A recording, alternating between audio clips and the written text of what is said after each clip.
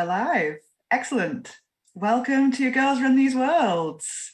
I'm Yvris Burke. I will be running you through a D&D one-shot tonight with these wonderful folks. Would you all like to introduce yourselves? Pick someone to go first. Anita, go first. Hey everybody, my name is Anita. I use she, her pronouns. I'll be playing a little warlock named Desi today. And we're gonna have a good time. Solve a murder. I love that for us. Here's open. Excellent. What about you, Gas? Hello, I'm Gaskinator, and today I'll be playing a shifty Grifton Halfling rogue with a really poor British accent. I'm gonna love every minute of this, I can just tell. JC Darcy? Hi, I am in fact JC Darcy. I'll be here playing Bronwyn Bigfoot. I nearly made her other body parts big. Bigfoot, very chill dwarf, big into history, very mundane, very calm. Just out for a stroll, just out for a holiday with the girls. It's all going to be great. Cool. And finally, we have Natalie. Hello, everyone. My name's Natalie, and I am playing Morgan, who is a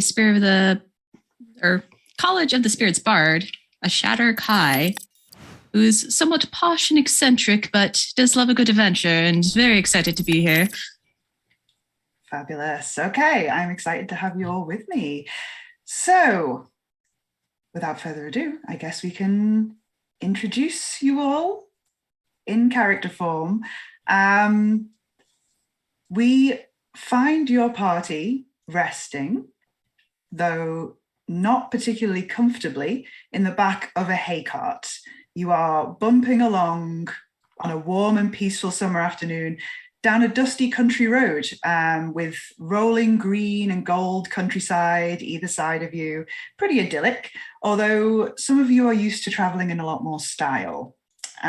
You had planned to travel in more style, but your carriage broke down in the last village and you would have had to wait a week for a repair, and that really would have spoiled this wonderful little holiday that you're all on.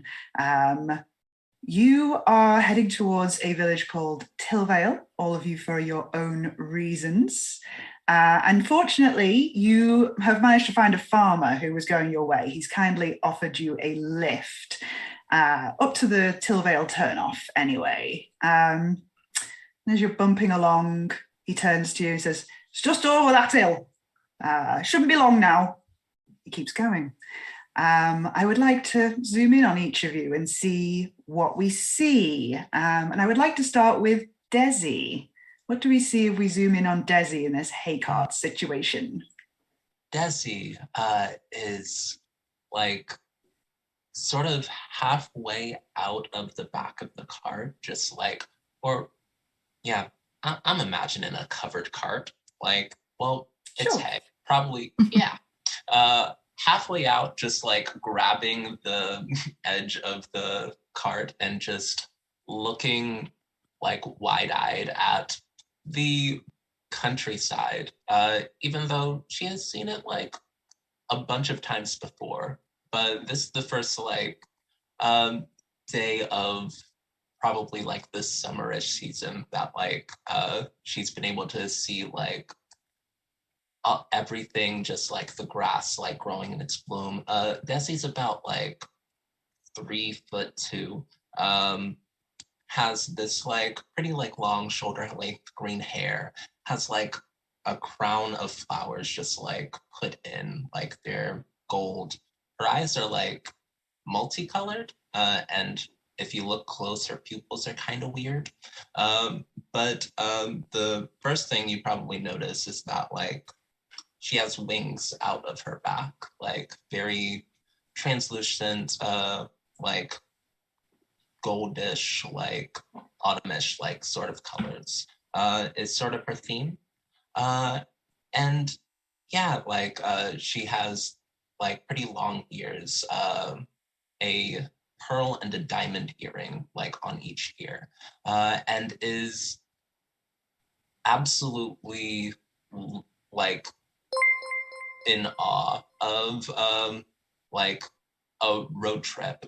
She has never traveled via hay bale before, and she is she's like, the smells inside are weird, but the view outside is different and cool. And she is, yeah, I think she's like pointing out to her road trip buddies just the new bugs that she's seeing that she hasn't seen before, like closer to the campus, and like how tall the grass is getting around here. Fabulous. Thank you. And now we zoom in over to Desi's friend, Morgan. Do you like to tell us about Morgan, Natalie? Yes, so Morgan is just kind of trying to relax themselves in this hay, but they're thinking it's going to get into every refinery of their clothing and ruin their fashion right here. But they are just lightly plucking away on their lyre, providing a bit of travel music as we go. They have very long, cascading white silver hair, very pale gray-white skin, and bright red iris eyes, if it wasn't for the fact they're wearing big, circular, almost steampunkish glasses. Their clothing's mostly reds and blacks with bits of golds. They have a half cape that's got a bit of like a magic circle pattern on it on the outside on the black, and inside is red with constellation patterns and gold embroidery. So very kind of higher fashion that they love to get into, as they are still entertained by the idea of how they ended up in this hay wagon, and may not be their first choice of travel, but they'll make do because they want to get to their destination, and they see their friend Desi reeling, enjoying herself. So they want to support that too. But they're focusing on their music for now instead of the discomfort of I'm sitting in hay. So they're couture, but they're a good sport. Yes. Fabs. Okay, great. Let's move on over to Bronwyn, third member of this party. Bronwyn, I feel like, is very much the Katie Heron of this Mean Girls group. Not couture in the slightest. Dowdy, mousy brown hair that is just thrown back in a bun for practical reasons, thick glasses, not unkempt, but not particularly well taken care of. Sturdy walking boots. She's a hill dwarf. She's kind of used to this area, maybe not this area in particular, but this kind of terrain, and not at all fazed by this mode of transportation. I think we traveled like this quite frequently up in the hills between the villages. And while the other two are comforting themselves and taking in the scenery, she has her face buried in a book. She has brought an unnecessary stack of books with her as holiday reading. I think she's trying to trade off as many as she can in every village that they pass, pick up new things. They're big, cumbersome things, and she's just absorbing them, not taking in much that's going on around her. But this is not unusual. I think the girls are used to this behavior. Just rumbling along. I'm just along for the ride. I'm quite excited to get where we're going. I hear there's some really interesting local history, some folklore. There's a really nice church that I've heard. I might look at the particular architecture and tell the girls all about that if they'll let me. So I'm happy to be there, but for now, it's all about the books. Thank you. Great. And finally, we have your newest friend / tour guide. Trustworthy guide. Completely trustworthy. Oh, trustworthy. Yeah, we've got Heidi. What's Heidi doing on this journey? Well, Heidi's just absolutely chilling. This is the journey part. This isn't where they have to work.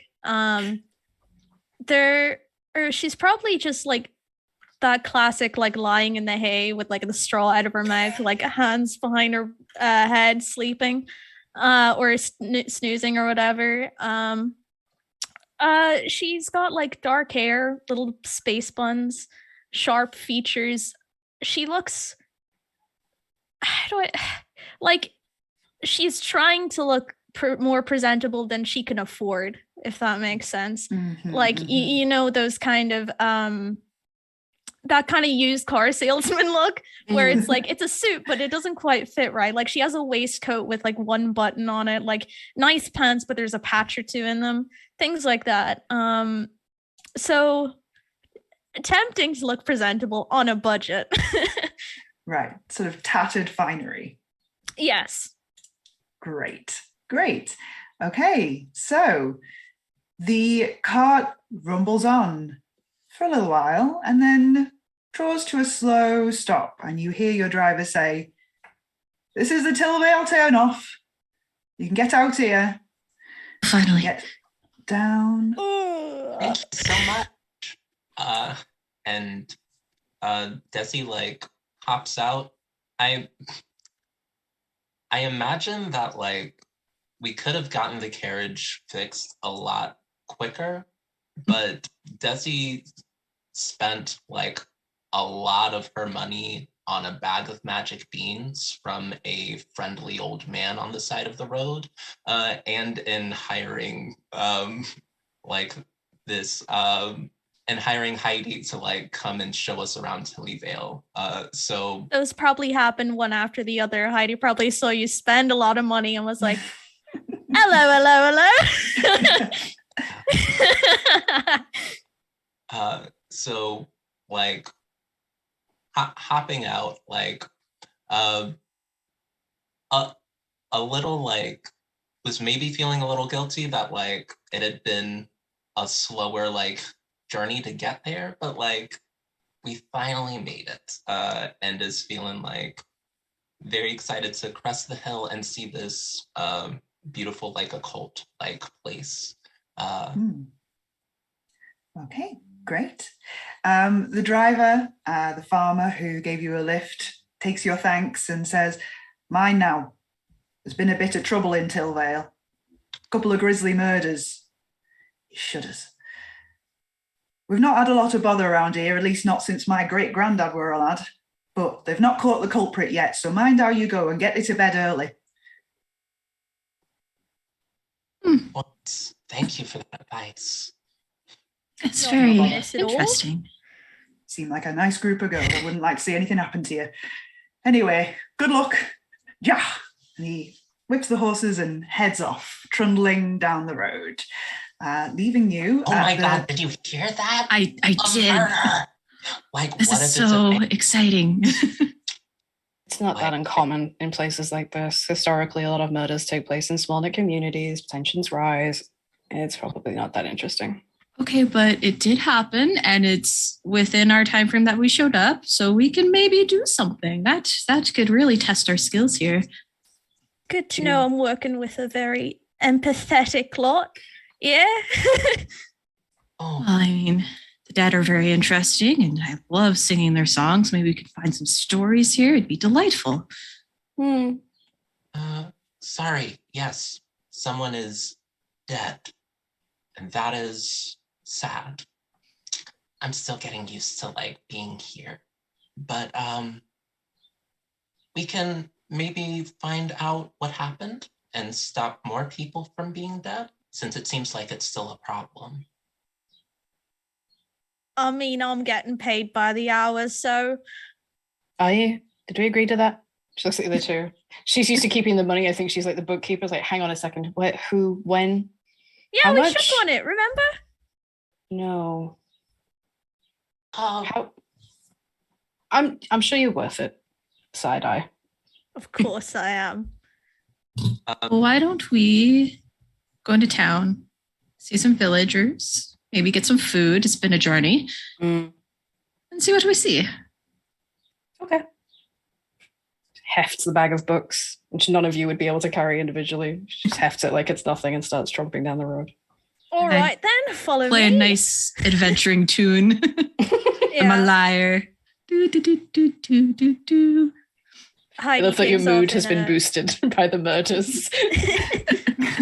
yeah, Desi sort of summons a walking stick and starts heading up.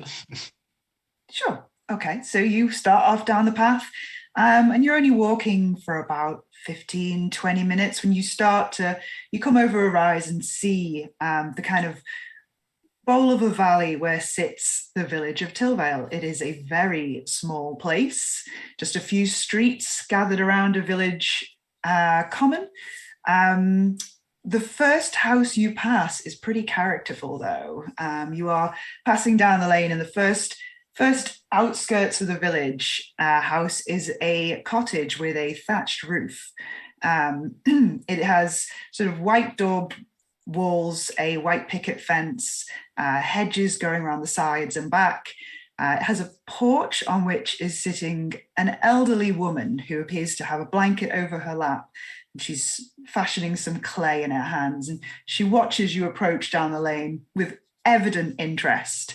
As you draw close, you notice that her garden is full of tiny white and blue porcelain figurines in all manner of different poses and attitudes, some dancing with each other, at least 3 fishing, some sort of climbing up onto the porch, or, just all manner of life is here in porcelain figurine form. And they all have the same kind of very serene or sly, depending on how you feel about it, facial expression, just this slight smile and kind of half-lidded eyes.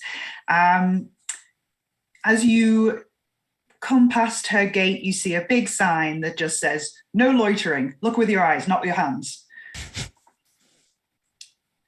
I will take that as an instruction, and I would like to inspect these porcelain figurines and see if there's any, because I would know that there's kind of patterns that are local to certain areas that are potentially part of different types of story. Is there anything I can glean from the make of them? Anything like that? You can go ahead and make a history check, I guess that would be. Now, is porcelain not stone? It Do is. I as a dwarf get advantage on this? You know what? I'm going to allow it. Allow it. You go for it. That Pat Rothfuss bullshit. That is 17 plus 4. That's a 21. 21. What's strange is, yes, you do know a lot about this, and you do tend to recognize local folk art and traditions, and kind of you take a keen interest in this sort of particular craft. You do not recognize these patterns. They are strange. Normally these white and blue patterns go for kind of, as you say, a story, a mythology. There's a lot of symbolism in terms of birds and plants used in these. These are very kind of, when you look close to the figurines, the blue lines are very angular and not quite as flowing as you're used to these patterns looking. They are all very uniform, though, and are very nicely done. They're just something a little bit off about them. And as you're watching, the old lady on the porch sort of goes, "Good morning." Oh, good morning. I was taken by your figurines. That's a very unique pattern. Do you make them yourself? Are they made locally? I do. I make them myself. They're wonderful. It's just something to do with my hand, you know. I do. They're fascinating. They're beautiful. Are they for sale? No, I give them to those I like. But you can take one if you want. I look at the others like, this is already the best holiday ever. Any particular one? No, take your pick. It's always receiver's choice. Oh, very well. I think I might look for something in an animal form, something deer-like or badger-like. They are all humanoid shaped. Okay. I'll just pick a random one then, one that strikes me as interesting. Okay. You see a figurine of a little boy with a particularly sort of cheeky glint in his eye, and he's kind of in a bit of a pose, sort of waving or dancing. You pick up that one. It just speaks to you. Yeah, I think it reminds me of Heidi a little bit. Yeah. And she sees you come over through her gate and take that, and then walk out, and she goes, "Are you in the area for long?" I look at the others. I think a little while. Yeah, at least a few days, maybe a week, maybe longer. Well, mind you pay attention and stick to the laws. It's a nice place, this, and we like to keep it that way. Of course. There are special laws here? Oh, just, preferences, guidelines, set up by the committee. Anything we need to be aware of? Oh, no, just pay attention to the signs. And she gestures towards the sign on her gate, the no loitering, look with your eyes, not with your hands. And now you see at the bottom of the sign is kind of a smaller print that says, paid for by the Committee for the Beautification of Tillvayle. How big are the words on the rest of the sign? Is it like very like obvious? It's not the Hollywood sign, but it's clear, like impact font, you know? Comic Sans. It's not Comic Sans. There is no whimsy to the sign. The whimsy is all in the figurines. The sign is all business. Yeah. Got you. Of course, the paid for by the Committee for the Beautification Tillyvayle is all lovely, sort of cursive script. Of course. Of course.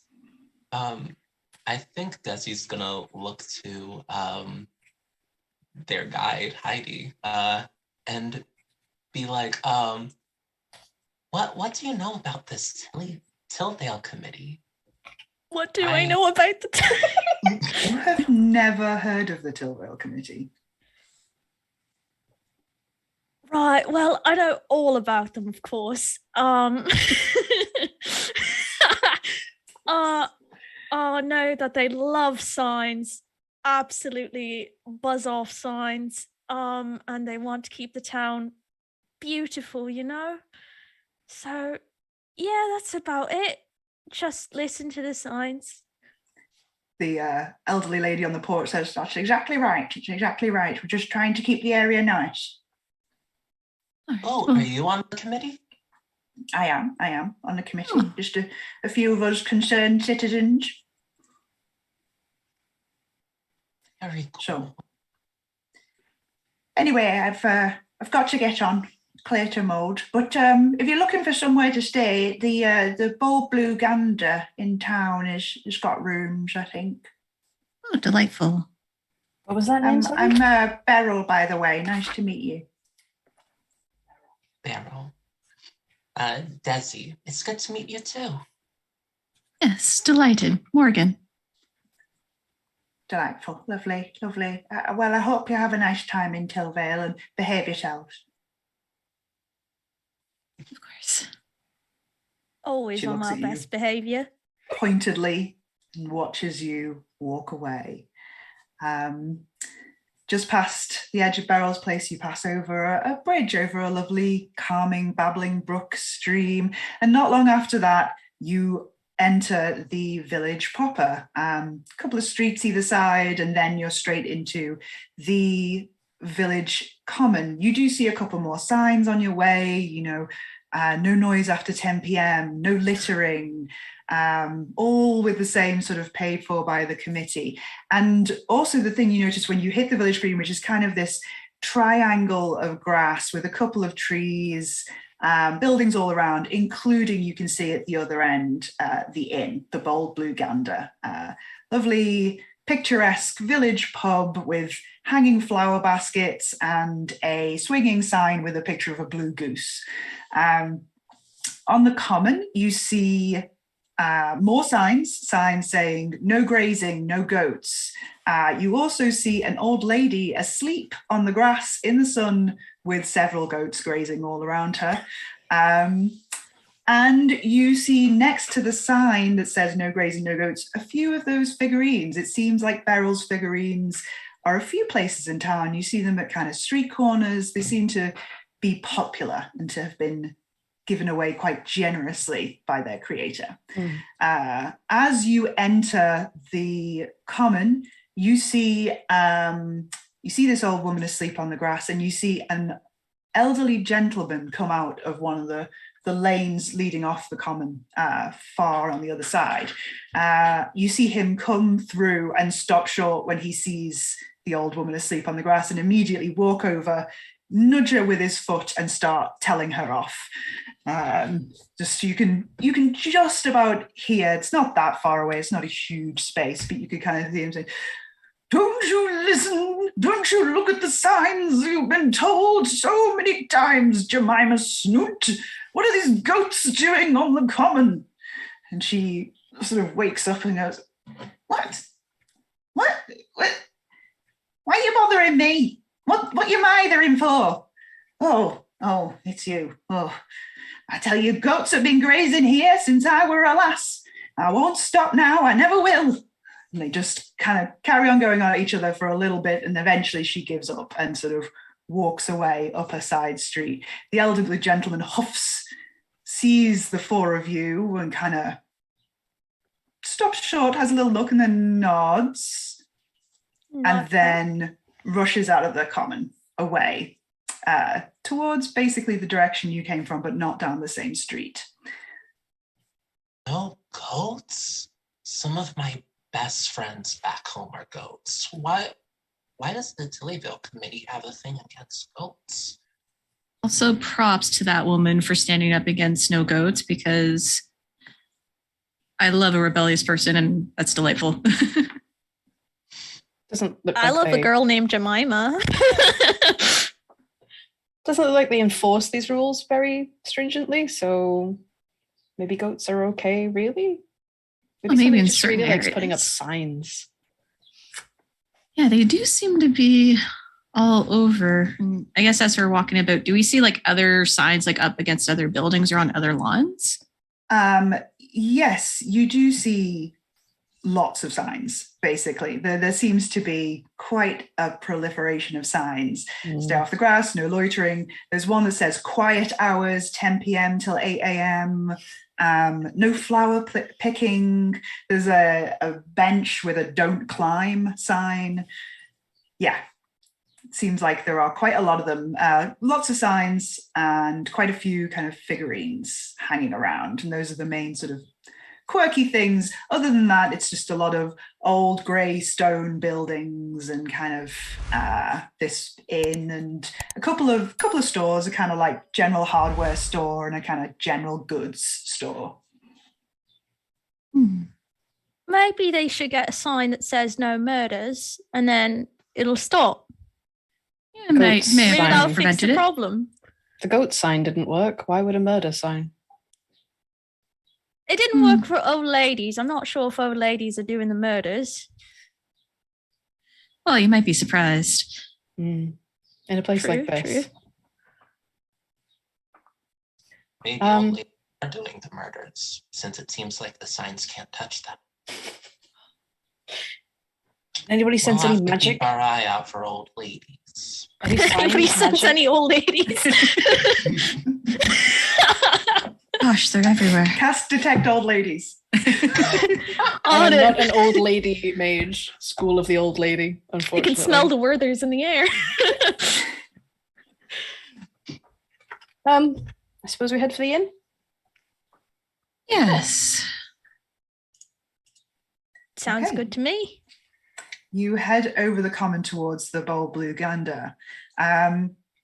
It's very bright and colourful on the outside. On the inside, it is a classic British pub. It is all dark wood, a long polished bar, brass fixings, and a fireplace, which is not roaring, but lit even at this supposedly warm time of year.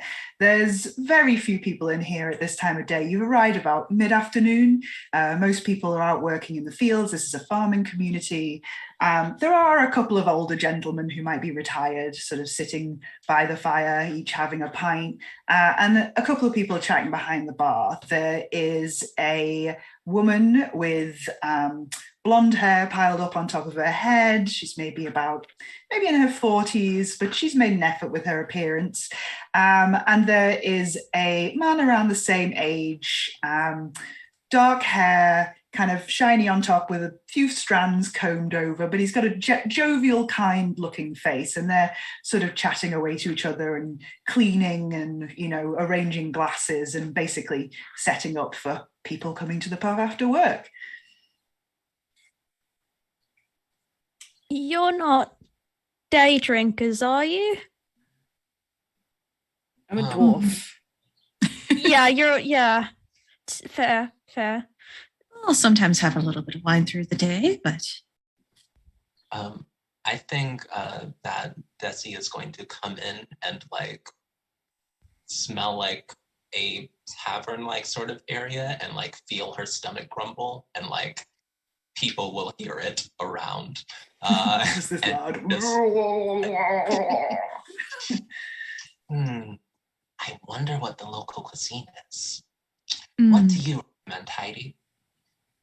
What do I recommend? What would be the local cuisine, I guess, around this part?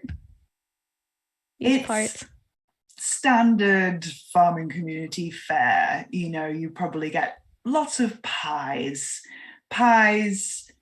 roast potatoes, and a couple of different veg, usually whatever's growing in season at the moment, maybe carrots and peas, lots of gravy, all washed down with ale is the traditional fare in this area. Hearty stuff for people who just came in from ploughing. Convey all that. Try and sound as convinced as possible that this is definitely here. I think Heidi knows pubs. I think she does. But like that this is specific knowledge, like this place does the best pies and this whatever, like just being like I'm very specific about this area for sure. Do you want to make a performance check and see how you do at that? Deception or performance? Deception is fine too, yeah, if you feel like you are telling some porky pies. Oh, we love my roguish expertise. And that's a 16 plus 8, 24, baby. Very convincing. You're all really glad that you found this guide who knows this area so well. Right? I love the idea that nobody has ever rolled an active insight check against her because we just take her as completely at her word. Like, thank God, somebody who knows what they're doing. Let's just throw money at her and trust everything she says. I've got the Club Penguin tour guide hat on. I'm trustworthy. At this point, the man behind the bar notices you and goes, all right, what can I do for you? Like, at Heidi's description, Desi is absolutely salivating. And like makes a beeline for the bar, like hops up on the bar seat and says, sort of jumps, but not in a bad way. Oh, Tavern Keep, give me your best pies, please. Thank you so much. Well, best pie. Well, that's debatable. What's our best one? I suppose I could do you a steak and ale. Do you eat steak? Yes. Great. Is that one steak and ale pie? Are you old enough to drink? Age is weird. Age is weird. I'm pretty old. I go to college. That'll do. Do you want an ale? What kind of ale?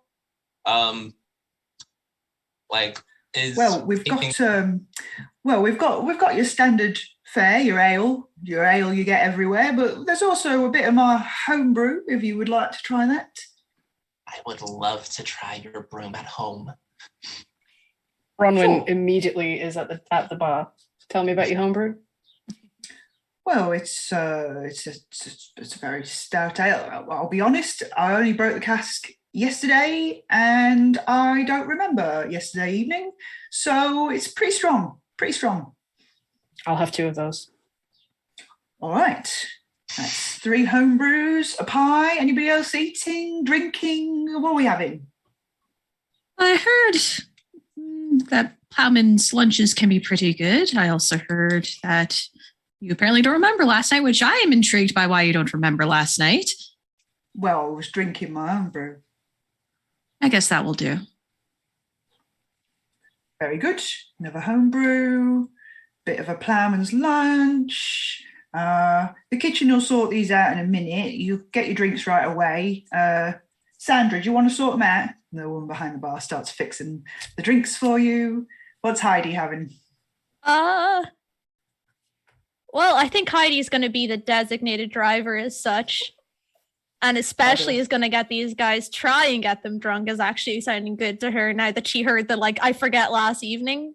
That's sounding really good to someone who's trying to con people out of their money. And so she's probably just ordering, like, I don't know, almost like a side or something small and cheap. All right. And that's what you get. Something small and cheap, a bit of a cider, not a strong one, a little bit of a, almost an apple juice, but with a bit of a kick. All right, you'll get your drinks, you'll pay. I'm sure it's no problem money-wise for many of you, and they'll cover anybody who it is. So yeah, you get your drinks. You take a table and you take sips of your homebrews, those of you who've got them. Could you make a constitution save for me, please? At the first sip of the homebrew, like it comes back out again. I'm like, oh, this is ale. What's wrong? It's very... Would you like some ale? I have two. Okay. I think I'll work on that. And like puts it back on the table and just doesn't do it. Great. Okay, so it's just Bronwyn and Morgan for saving throws if you are trying this homebrew. Morgan's always open to party, so ready to just chug this down if need be. Wow. All right. Am I rolling a save against poison? Yeah, let's say essentially. There it is again. Advantage. I have no bonus, so it's just a straight 13. 13. Lucky number. Okay. So a 13 and a 23. For a 13, you feel a little queasy, but you're a party girl. You can push through this. You've drunk worse, for sure. Just like holding down a burp and like, okay, that's a good brew. Bronwyn, you have no idea what everybody else's problem is. This is delicious. This is absolutely amazing. This is a good day. I have one in each hand and give myself a cheers, clinking the glasses together, and then just drain one. And maybe I'm just a little more used to cocktails and some of the seltzers and wines and stuff. So this is a little heavy on me. This is local. This is peak. I'm happy to hear. This is very wonderful. of the earth. I think she like takes out a little notepad and starts like making notes, like tasting notes about this brew to take home. I just nudge my drink over to her. Oh God, this is gonna get messy. I'm gonna keep making you make Constitution saves. Okay, cool. Your food arrives, but just as it arrives, the door to the inn bursts open, and in walks the old lady who was on the common, passed out, being carried one arm over the shoulder by a weedy young gentleman with very unkempt, shaggy hair, and he's carrying her and he's like, "Can you help me, please? It seems Jemima's been attacked." No, Jemima! Oh, no. Not Jemima.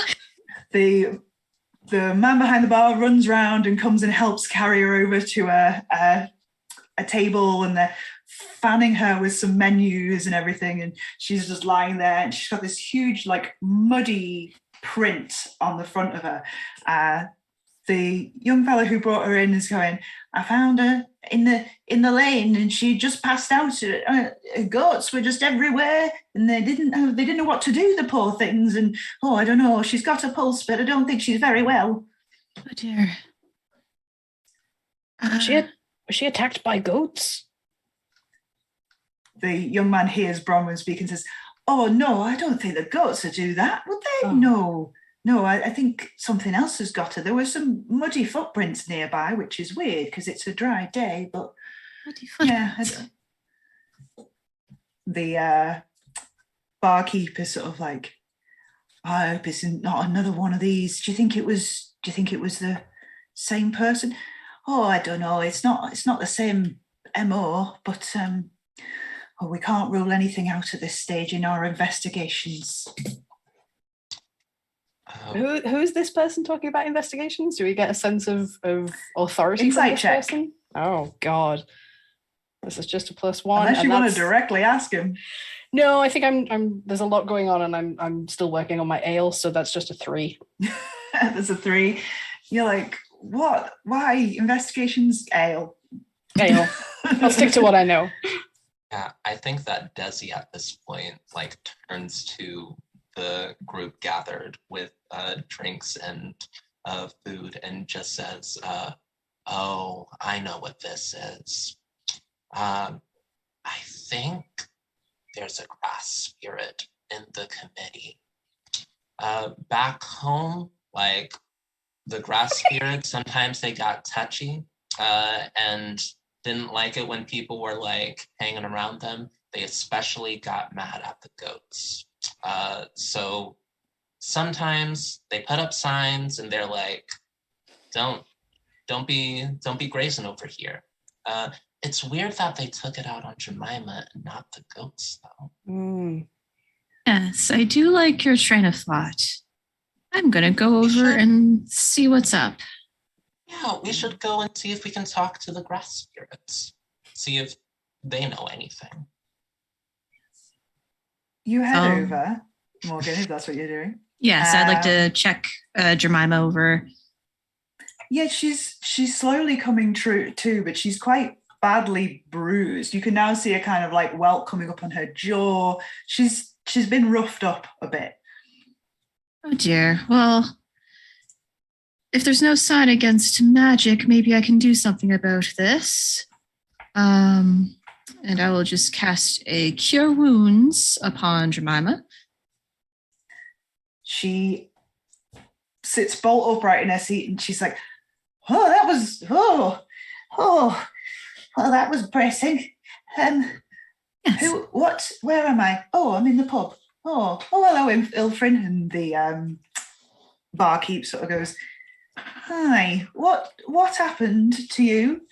She sort of goes, I don't know, I was just, where's my goats? Where's my goats? And she's faffing around and they eventually come and pull the story out of her. She doesn't remember what happened. She knows she got hit over the head as she was walking down the lane. She sort of is piecing it together and she's like, I had an argument with Aldrich on the common about the goats again. Oh, it won't let up. Him and that committee. And then I went up the side street and then I got hit over the head and before I knew it, there were blows coming from everywhere and then I was passed out and now I'm here. The lad who brought her in has pulled out a pencil and paper and is just taking notes. And it's just like, so you didn't see anything at all? No, you didn't, you just out of the blue. She's like, well, maybe there was the sound of thumping or footprints or something. I don't know. So she takes a sip of ale to sort of soothe herself as the barman brings her one. And then she runs off to go and tend to her goats. She's not willing to hang out for too long.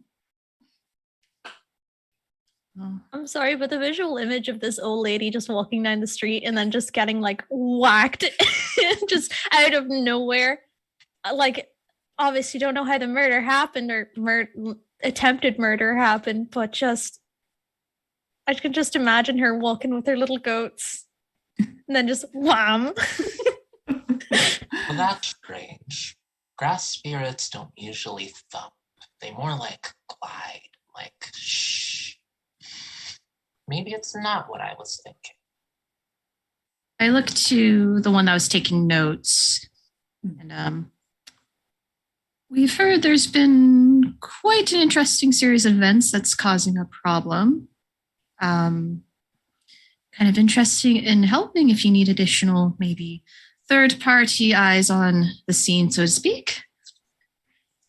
Oh, are you magic investigators? Yes, we are. Oh, thank heavens for that. I tell you, there's been no end of trouble, and I've never seen the like, and it's just me. I'm the town guard. My name's Rowan. I'm the town guard.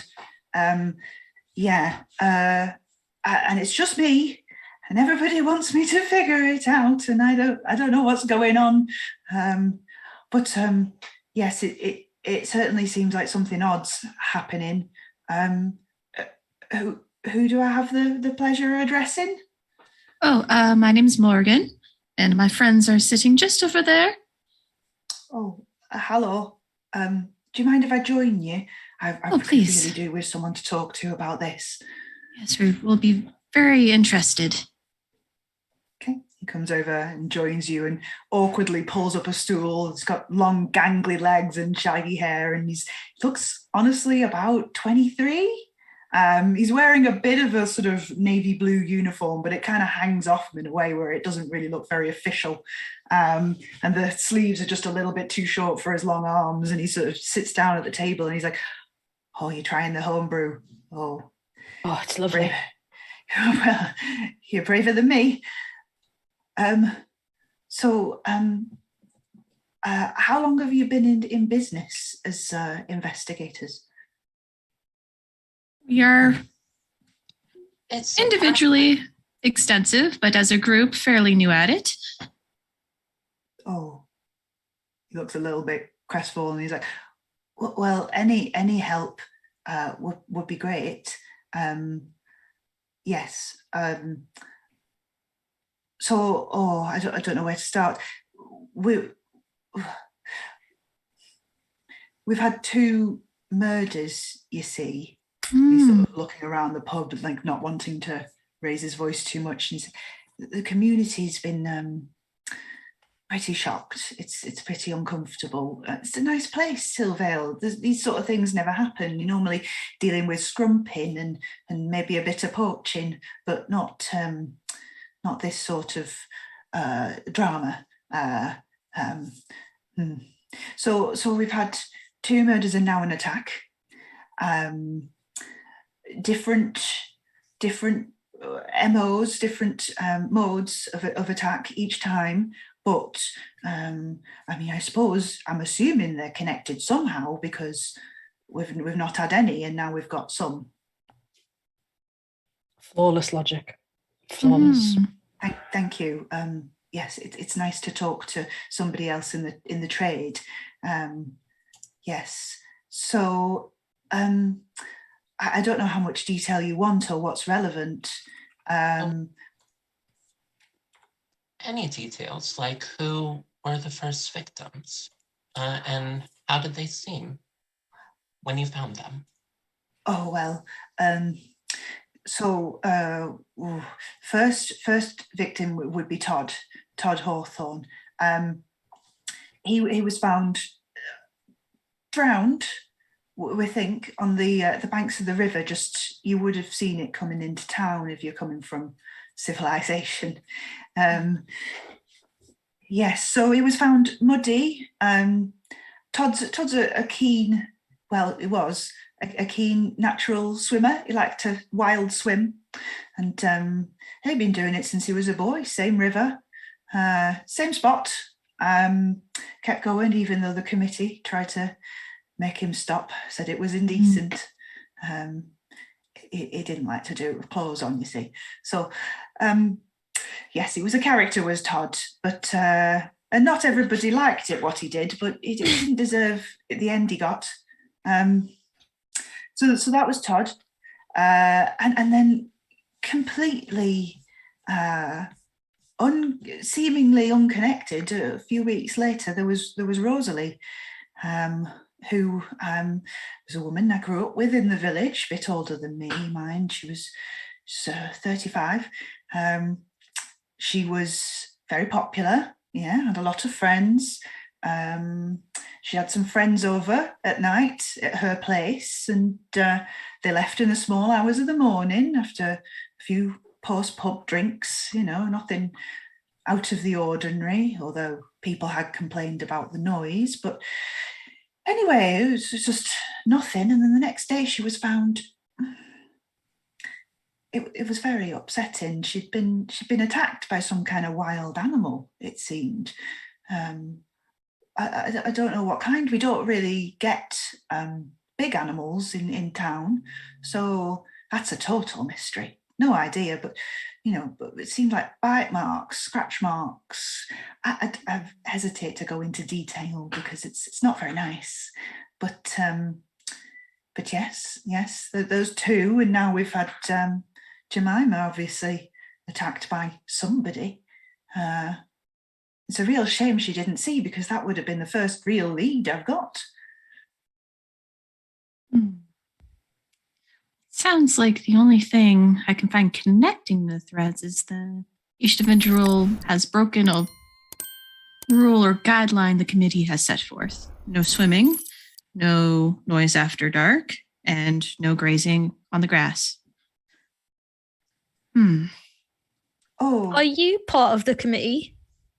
Oh, no. No, it's only the three of them. 3? Which 3? Are one of them old ladies? One of them old ladies, plural? Well, two of them are a singular old lady, and one of them is an older gentleman. Yes, just concerned citizens, and yes, they've put up the signs and that, and it's been an adjustment, but I can't see them having anything to do with it.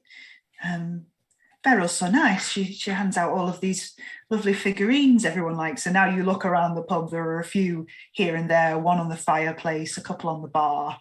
I think I've probably set mine on the table as we've sat down. And just sat there looking at you like, we met Beryl. I think that like Desi is suspicious about the old woman that gave that little thing and little figurine, and is going to use her Eldritch Sight ability to cast Detect Magic at will and see if there's anything strange or occult about the figurines or anything in the room.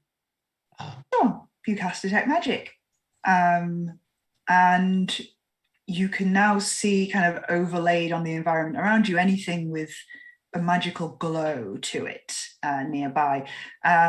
Couple of things on the people who are with you give off this aura. You're not too surprised by that. The figurine on the table, you look at it and it doesn't appear to give anything off, but then you see a glow out of the corner of your eye over towards the bar, and you look over there, the glow disappears. Then you see a glow out of the corner of your eye on the top of the fireplace. You look that way, the glow disappears, and then you feel like there's one in front of you, and you look at the figurine in front of you and the glow disappears. The school you just about managed to catch was divination magic. Ooh. Are you okay, Desi?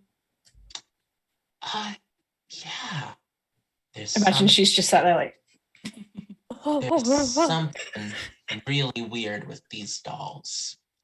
Feels like they're watching me. These ones? I'll pick it up and these ones? Yeah. Or something. I didn't really get a chance to catch it, but something's weird about these little doll things. Yeah, I think we've got 2 prime old lady suspects to go question. What was the name of that second woman who was on the committee? Oh, well, the committee is Beryl, who you say you've met, and she seems very nice. I'm surprised to hear there's something about the figurines, and as you've got Detect Magic up for the next 10 minutes, you continue to see these glows, and every time you look at it, it disappears. He says, there's 2 others. Well, there's one other old lady, if you're particularly interested in old ladies. But there's Hestia. She lives just outside of town, a sort of old tower that was abandoned before she moved here, but she's done it up nice. And then there's a gentleman, Aldrich, who he lives in a barn that he's converted into a house. I'd never heard of such a thing, but it's it's very nice too, since he moved here. So yes, that's the 3 of them. Newcomers, you say? Oh yes, all of them moved here within the last year or so. And were elected to a council? Oh no, they just set it up. And everyone was just... That was almost Scottish. Everyone. everyone was just okay with that? Well, that's Irish. You've my got accent. I can't find my accent. You've got a very exciting voice. Not everyone's okay with it, but they're not doing any harm. They're just trying to keep the place nice. I think Ilfrin's not too impressed about the quiet hours after 10, because that somewhat impacts his business. But for the most part, people can see the logic. Goats graze on the grass; it ruins the grass. People pick the flowers; it ruins the flower displays. And it's a nice town, and everybody wants to keep it that way. But before, it kind of stayed nice without any signs or bother. But or murders, presumably. I don't want to go too. I don't want to second guess your expertise, but I don't want to go too far down this line. It's just a harmless group of older folk just trying to make their village nice. They've been ever so nice since they moved in.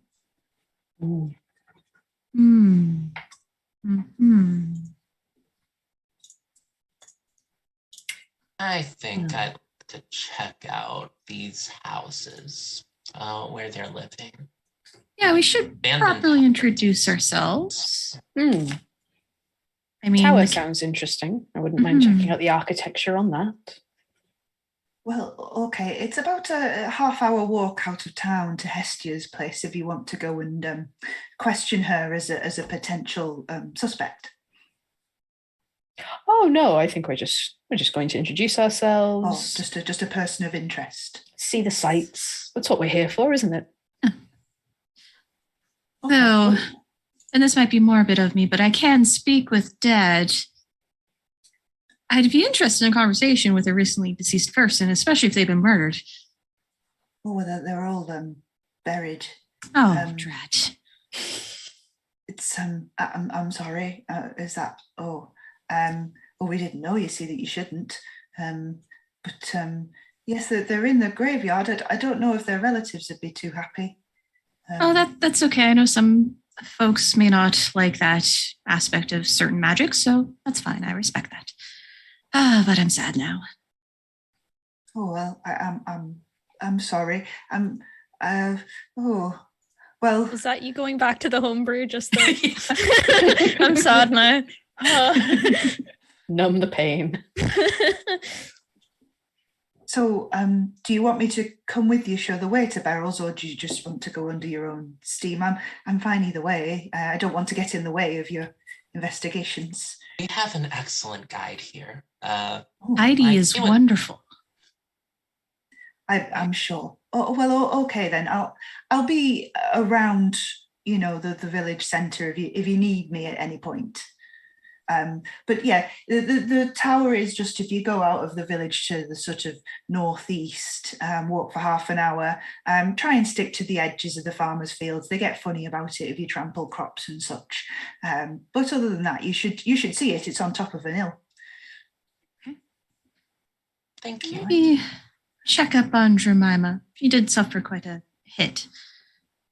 Oh, well, that'll be on the way, you see. I mean, her hut and her goat fields are just off the same road you'd take. Not many roads around here. Most people are on one of 3. Okay, then delightful. We can definitely check in on her then. Well, good luck. I hope you have better luck with it than I did. Yes, thank you. It'd be lovely to get some closure. Okay, Bronwyn, are you finishing your 2 or 3 homebrew pints before you leave? Chug. I have to now. With that challenge laid down, I have to. I was going to be sensible. The chug chant. I was going to try and stay clear-headed, but a dwarf cannot resist such a challenge. I assume I'm rolling again. Go for it. Constitution save. 21. 21. You chug and Dwarves, then baby. You get up like a champion. You're not even like slightly woozy. It's just takes a lot more than that to get you. Just maintain eye contact with Heidi the entire time. Like, you want to challenge me? Heidi's like eyes twitching because she knows this is the one with the money and is like, God damn, just get drunk already. You met Bronwyn. Our first meeting was in a pub and they were just downing drink after drink after drink after drink. You just can't with them. I make my family proud. Good to know. I'm sure you do as well. Mm-hmm. You said your family was in the tour guiding business? Yeah, I did. So generations of it, you know, going back. So boring. Let's just continue on. No, I'm very interested in history, especially family history and genealogy. I'd love to hear about it. Well, we can walk and talk. Yeah, we can walk and talk. You walk and you talk. Should I roll a deception for whatever I make up for performance? Let's see how well whatever Heidi comes out with goes down. My passive insight is not great, so I think you'll be okay. Yeah. However, 9 plus 8. No, wait, hang there on. It is. There it is. 17. 17. That's pretty good. That's pretty good. So, I mean, if anybody wants to roll to see if they do, why would you ever get past it? I trust Heidi implicitly. I trust that face so implicitly. If you feel like you trust her, you trust her. It's a good roll. So. Passive insight is 11, so you're good. My passive is 17, but I think I'm like, this seems fine. It's a story and a walk. You get the sense that there's a little bit of a yarn going on, but you're here for it. It's, you know, it's entertaining. Bronwyn started talking about history. I think you would just let her get on with that. Not really listening. I mean, yeah, Heidi has the highest passive insight here, so Heidi's pretty safe from herself. In theory. I can see through my own bullshit. Okay, you come out of the pub and you follow the directions you were given by Rowan, the town guard, and you head up the lane that you saw Jemima leave up with the goats, essentially, before. You head up, and it's only maybe 3 o'clock at this point. It's still sunny out, it's still bright. You reach a muddy patch in the road, which is strange. It hasn't rained for a few days around here, and you ascertain that this might have been what Rome was talking about there being mud and footprints where Jemima was attacked. You can stop and investigate if you want, or you can carry on, whichever you prefer. I'm intrigued by this random mud patch. Yeah. What do you think, Desi? I would like to make a nature check to see if this is a naturally occurring thing or a spirit occurring thing. Go for it. Nature check sounds good to me. Okay. That is a natural 12 plus 6 for an 18. An 18.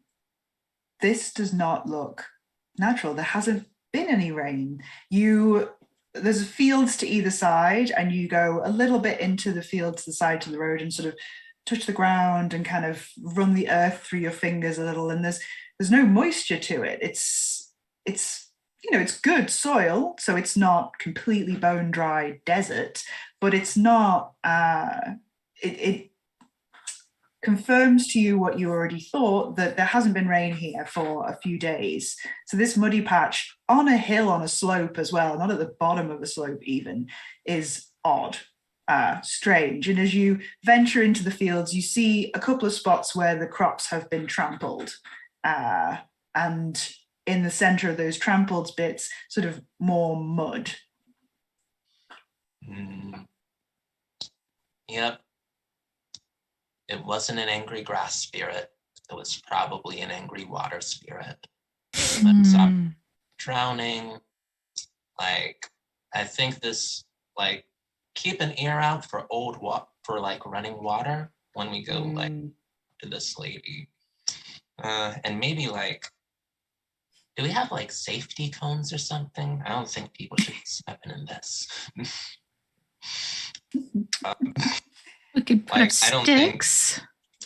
Yeah, like we'll put like sticks around and There's a few trees and branches. You can create a little. You can stop for about 15 minutes and create a little barricade if you want. and Desi will like tear out a piece of notebook paper and write careful, angry water spirit, and just put one on each side of the road. Paid for by That's Desi. great. They love signs. Amazing, great. So What it's committee well are we saying that's signposted. from? Okay, it's well signposted. No slips and trips here.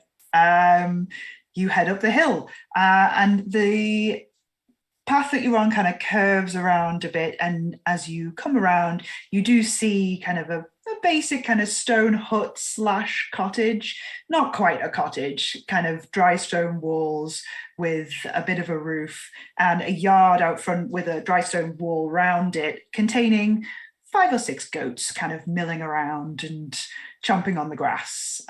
The shack has a not terribly well-fitting door, but it's a door on which you can knock if you want to see if Jemima's in. Are there any of those figurines around? You do not see any here. She only gives them out to people she likes, right? She said. That's the story. Can anyone talk to goats? I mean, can I've talk. been in screaming matches with them. Yeah. How did those they go? It's usually just a lot of yelling, and then my throat gives out, and they're like, Still going? yeah. Would you pay extra if I could? I would love to see that. Yeah, I want to see this. Okay. Okay. What questions do you want to ask? Oh my god, we're gonna get had. Like, what did you see when Jemima got beamed in the side of the head? Okay.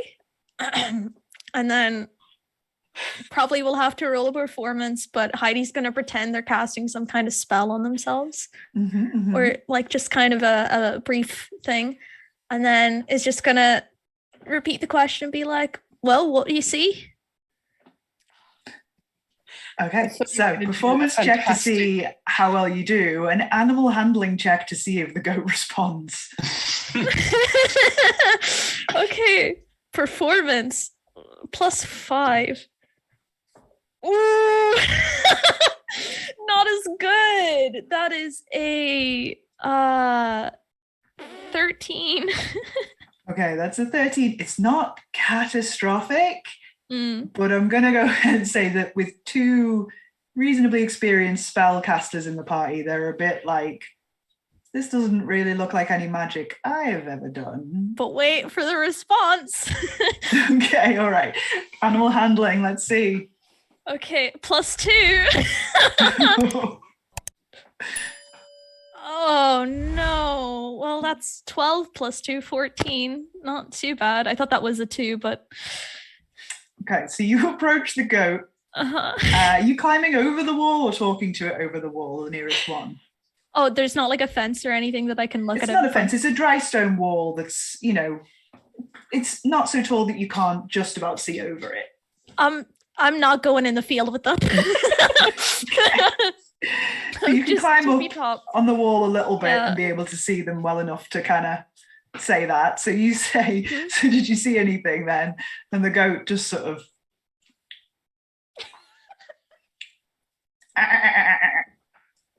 Didn't turns see around shit, and you walks guys. away. Yeah, Nothing. that's a don't- shame. Goat likes you very much. I think you might have. Goats can be very particular. It's okay. Not all the goats like me. Oh, I'm not gonna take it personally.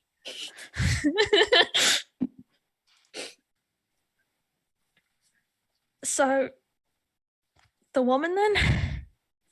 Yeah, So You're not getting- suppose so? you're not getting paid extra for that. We need results.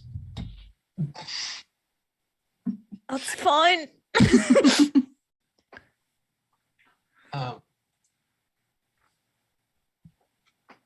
Yeah, I think Desi's trying to like console Heidi, be like, it's okay. Like goats are a whole other thing. It's a very particular animal. I understand.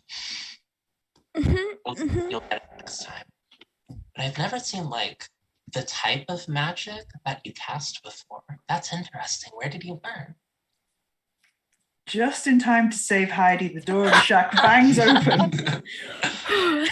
And the old woman you saw before comes out with a stick in her hand and goes, "Who's bothering my goats? Oh, I'll get you. Are you back for more?" And sort of brandishes a stick at you all and sort of says, "Oh, you were in the pub." Yes. Hi, Jemima. "Oh, you know my name. Hello, stranger. Well, I cured you. I don't think we're too stranger. That was you. That was Sorry, me. I was a bit out of it. I wasn't well. I did it's a fine. turn. Well, you know that. How can I help you? Are you bothering my goats?" Well, we were trying to ask them questions because we're investigating. "Oh, they don't know anything. The goats." That seems exactly what I said.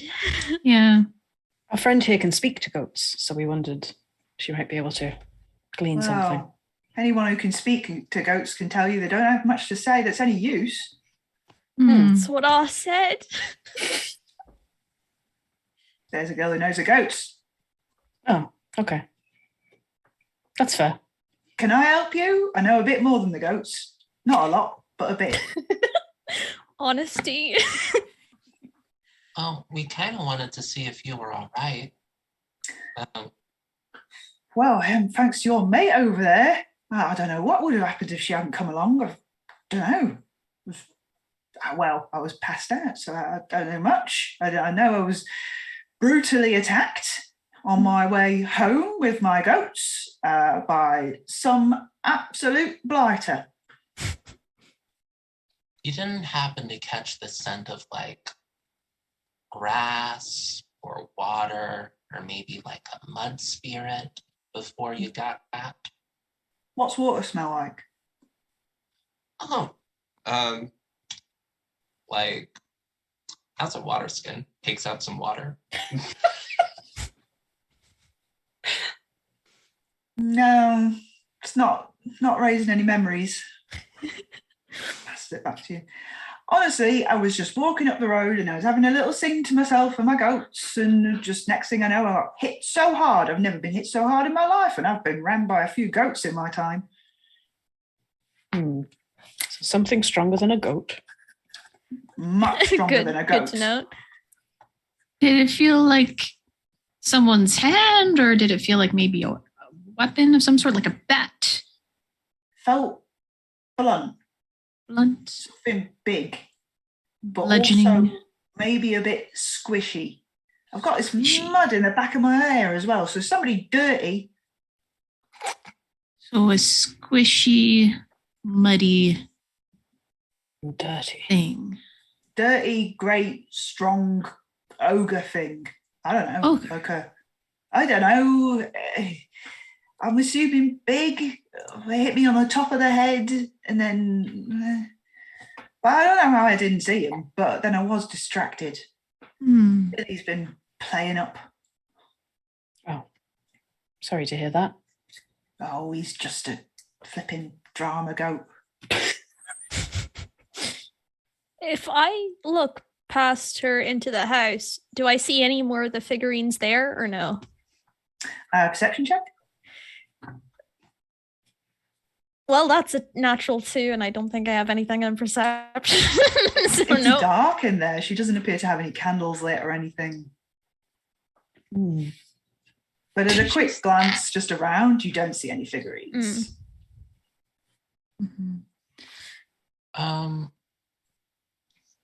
think Desi is going to try to investigate if she's going to like allow it, just to make sure that like there isn't a mud spirit in the room trying to finish the job. Okay. Like behind her with like a bat. Like just looking around, gonna pour through. Yeah, investigation check. She sees you kind of like go to poke your head in, and she's like, well, you can take a look if you want, but there's not a lot in here. Well, I suppose you did me a good turn. You can have a look if you want. I mean, it's just a nut, but sure, if you want to roll an investigation check and have a look around. All right, that is a natural 5 for an 11. Natural 5. I mean, it's a smallish hut. There's kind of a hearth space in the center with a central chimney that goes up, keeping the room warm, and also seems to be the main cooking space. There's kind of a low bed in the corner, a couple of trunks that maybe have some belongings coming out, like some spare socks and things. Bit of a washing line hanging up with clothes over it that have been patched many times, and some sort of store crates for food and things, and various like brushes and combs that are probably for maintaining the goats. Not just normal, mundane possessions. Again, you don't see any figurines in here. No mud spirits in here. Be careful and lock your door and not open up the door for anything that's like a big mud monster or an old lady that is exceptionally muddy. No, I'll that's words to live by.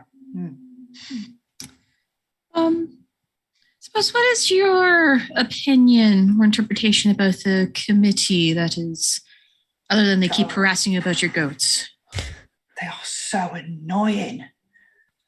Like, I've been grazing goats on that common since I was a girl, and my dad did before me and his mum before him. Generations of snoots have grazed their goats on that common, and suddenly these out-of-towners come here and tell me I can't graze my goats there, and I'm supposed to listen to them. By what authority? I don't see why I should, so I don't. My goats will graze there until the day I die. Why does everybody listen to them then, if they don't have any authority? Oh, I don't know. I suppose they just going along to be nice. There's those of us who don't listen, you know. It's just, most people either just go along to be nice, or they pretend to go along and then just secretly do what they want. And most of the rules don't affect most people because most people don't have goats.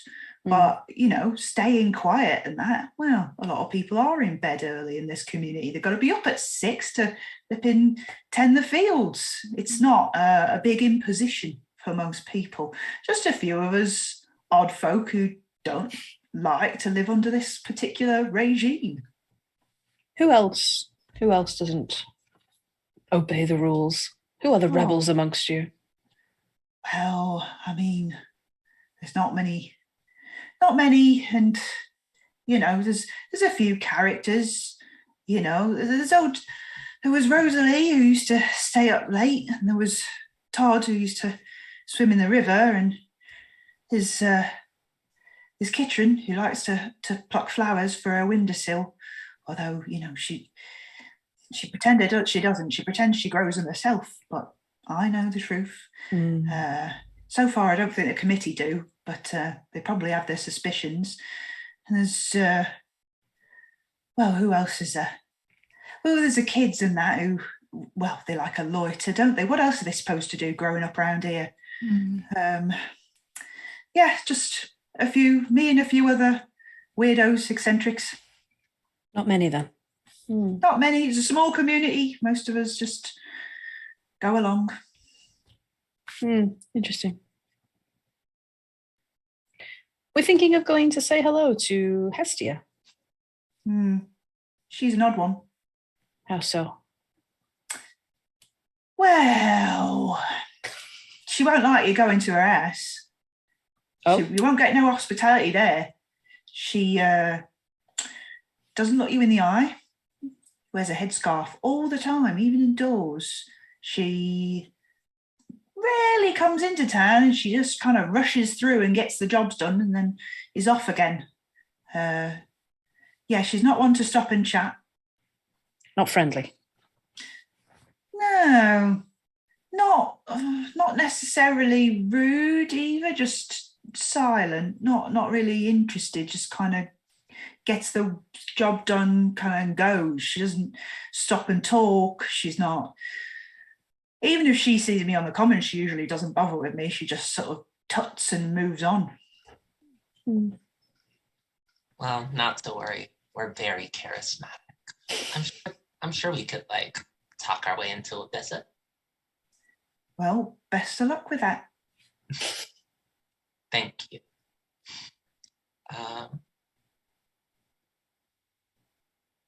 That like, do we want to head out? I think so. I think when everybody is like leaving or whatnot, Heidi stays to ask where the flower picking lady lives. Oh, Kitrin's down on Rain Street. It's one of the long terrace streets down in the village. You'll know her house. It's got the flowers outside. Great. Anyway. Yeah. See you later. See ya.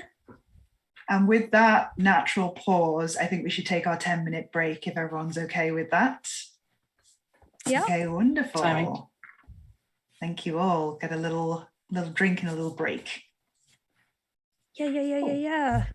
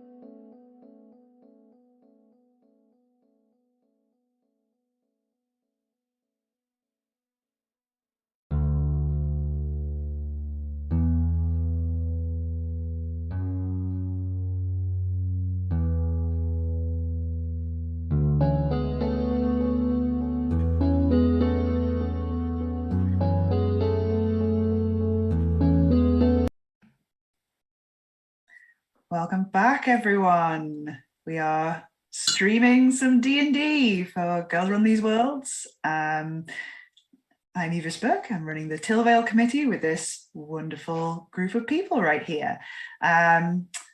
If you haven't been watching, we are solving a murder mystery. The group have found themselves in a town called Tillyvayle, normally a very nice place, but a couple of people have shown up dead in mysterious circumstances. They've just interrogated one person who was attacked. They have some suspects. The Tillvayle Committee themselves, that would be the Tillvayle Committee for the Beautification of Tillyvayle, seem to be somehow wrapped up in this whole sordid affair. So we were on our way to speak to one of the members, to Hestia, an elderly lady who lives in a tower on her own about 30 minutes out of town, following one of the few roads leading out of this small town. You are walking along. Is there anything you would like to do on the journey, or shall we just fast forward and get there? Is the flower picking lady on the way? No. Jemima described her as being back down in the village. You're heading out of the village and into the more fields and spaces. Okay, and just so I get this right, Desi still has the figurine on them, right? I think Bronwyn had a Bronwyn. figurine. Oh, Bronwyn has it. Yes. Yes, definitely. Yeah. This is now my pride and joy. I will not part with it.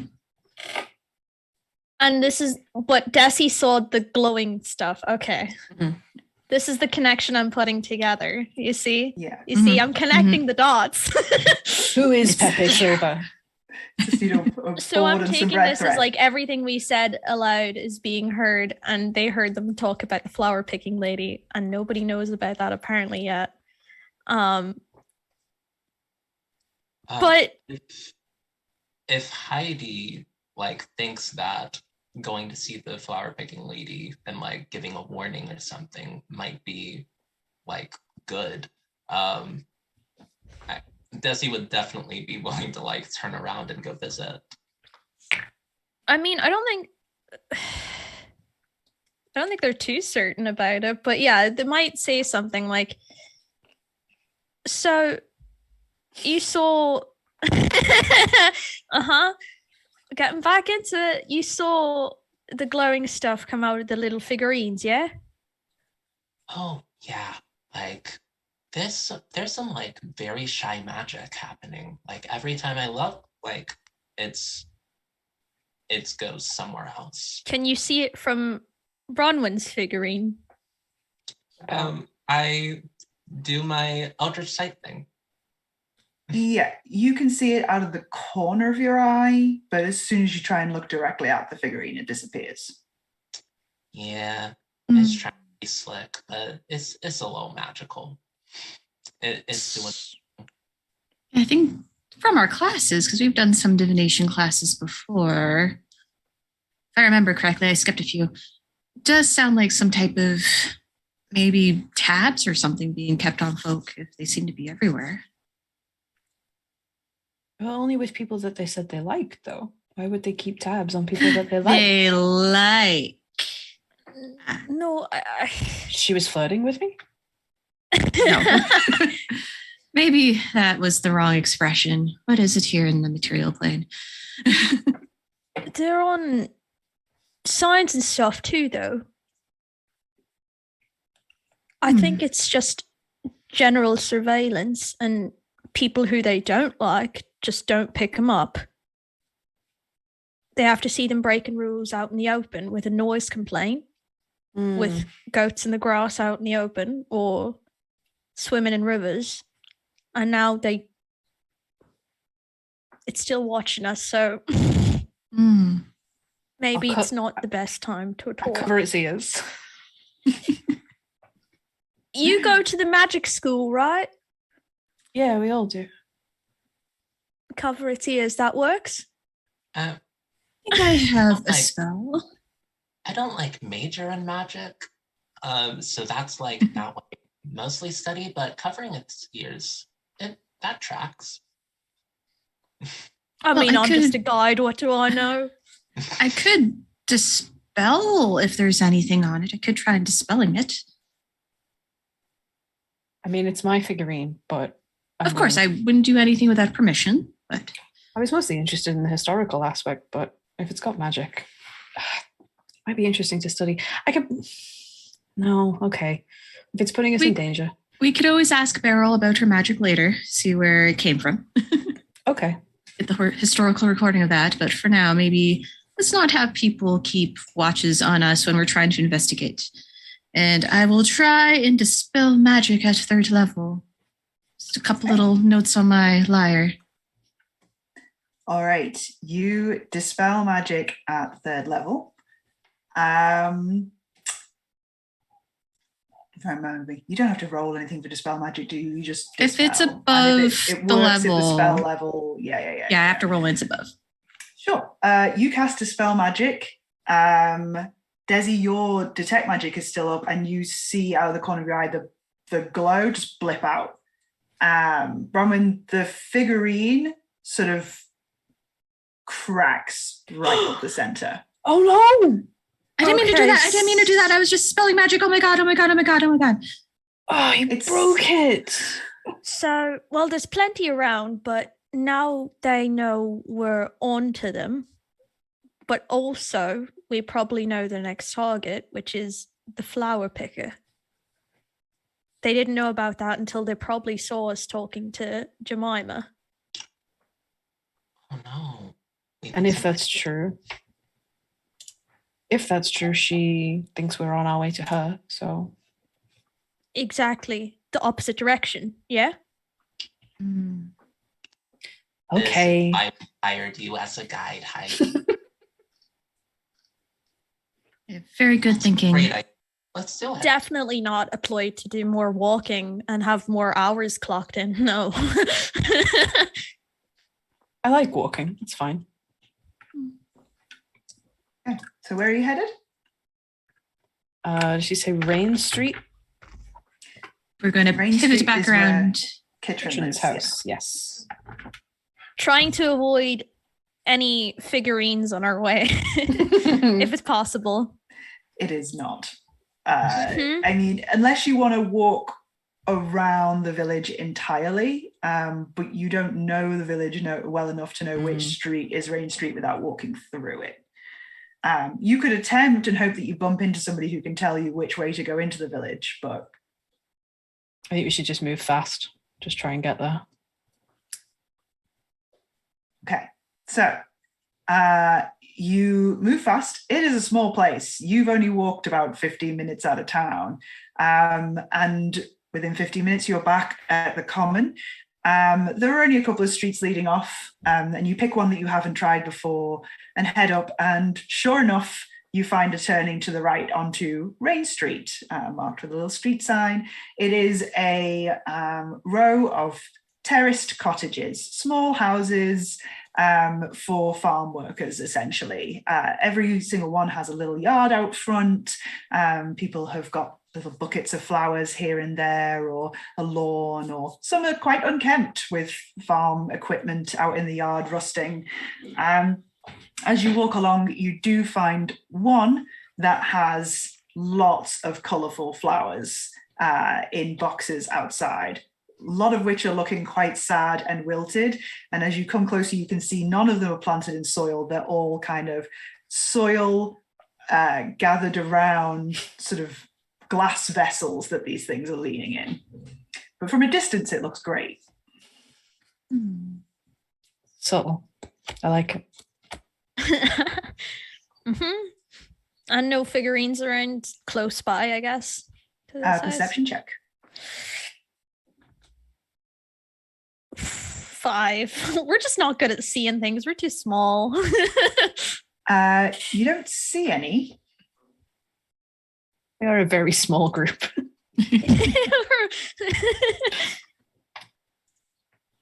If the murderer is a big hawk person, they're just going to carry us off and that's it. Writing that down. No. This looks like the place. Looks safe. Guess we've beaten them here if this is where they're coming. Well, let's take a quick kind of investigation around, seeing if there's like any footprints that are recent, possibly any mud. Yeah. That kind of stuff. You do a perception or investigation check, your choice. Anyone who wants to can, and let me know what you get. I'm great at perception. There's not one. Natural one. It's okay. I got us the 16. By the pretty flowers. 16 for Morgan. 22. 22. Okay. You don't see any muddy footprints, but you do see on the second floor, one of the windows is smashed. And then listening carefully, you can hear the sound of kind of scuffling, feet on floorboards, and kind of a quick like, ah! Well, I think we need to enter immediately. I will try the door, and if it's locked, I'm going to try and barge it. It is locked. You can try and barge it. Strength check. Panic, rage, rage. Let's go. I would like to rage. Don't your rages do something weird? Yeah, they do. Oh, okay, fair. Yeah. So, go. Wild magic rage. Roll on the table. I will roll a d8 and get a 3. Oh, God. What? This is why I love this class. I've got An the intangible spirit, which looks like a flump or a pixie, appears within 5 feet of one creature of your choice that you can see within 30 feet. At the end of the current turn, the spirit explodes. So you can't see anybody yet, right? It's a threat. Technically, can I see anybody through the door as I go? The door doesn't have a window in it. What was your strength check? So now that I have an exploding flump, see if you get through the door. Now I have advantage on the strength check, which is going to make it all worth it. She says, rolling a 4 and a 7. Plus 2. A 9. That's a 9. You rage, you rush towards the door, and you bounce off it and fall down. And then a pixie appears next to... Oh, it's a flump. It's got to be a flump. Oh, okay. A flump. I'm very sorry. Always choose flump. I'm just going to roll for it because whoever's nearest to me. So D3, 1, 2, 3. It's a 2, so it is our bard. Oh, delightful. Okay, Pixie appears next to you. Heidi's going to try and lockpick, I guess, instead to try and get through. Steps over Bronwyn's body. Yeah. Just wide berth from the exploding flump, the ticking time bomb. You've got 6 seconds because it's at the end of the current turn. Quickly. So that's... I'm going to allow this lockpick check, and then it's slowed in time. Oh God. So lockpicking is sleight of hand, or is it just thieves' tools? It's a dex check with your proficiency added, I think. Okay, yes. That's a natural 20, though. Yes. Clink, pop, the door is open, and you sort of tumble through it. It was easier than you were expecting, so you just tumble through it. And there on the floor, you see a woman wrestling with what appears to be a large white cat with blue markings all over the sides of it. It has been 6 seconds. The flump explodes next to you, Morgan. Who is standing next to Morgan? Anybody? No. Okay. Nobody's opening up. Everyone's Morgan, like backed up, and I'm just like, oh, what is this? Backed up, like, why is there a flump? It explodes. Can you make a dexterity save, please? That I can do. Do you know what the save is for your wild magic, Bronwyn? Number 3. Dexterity save. Oh, it doesn't say. I guess.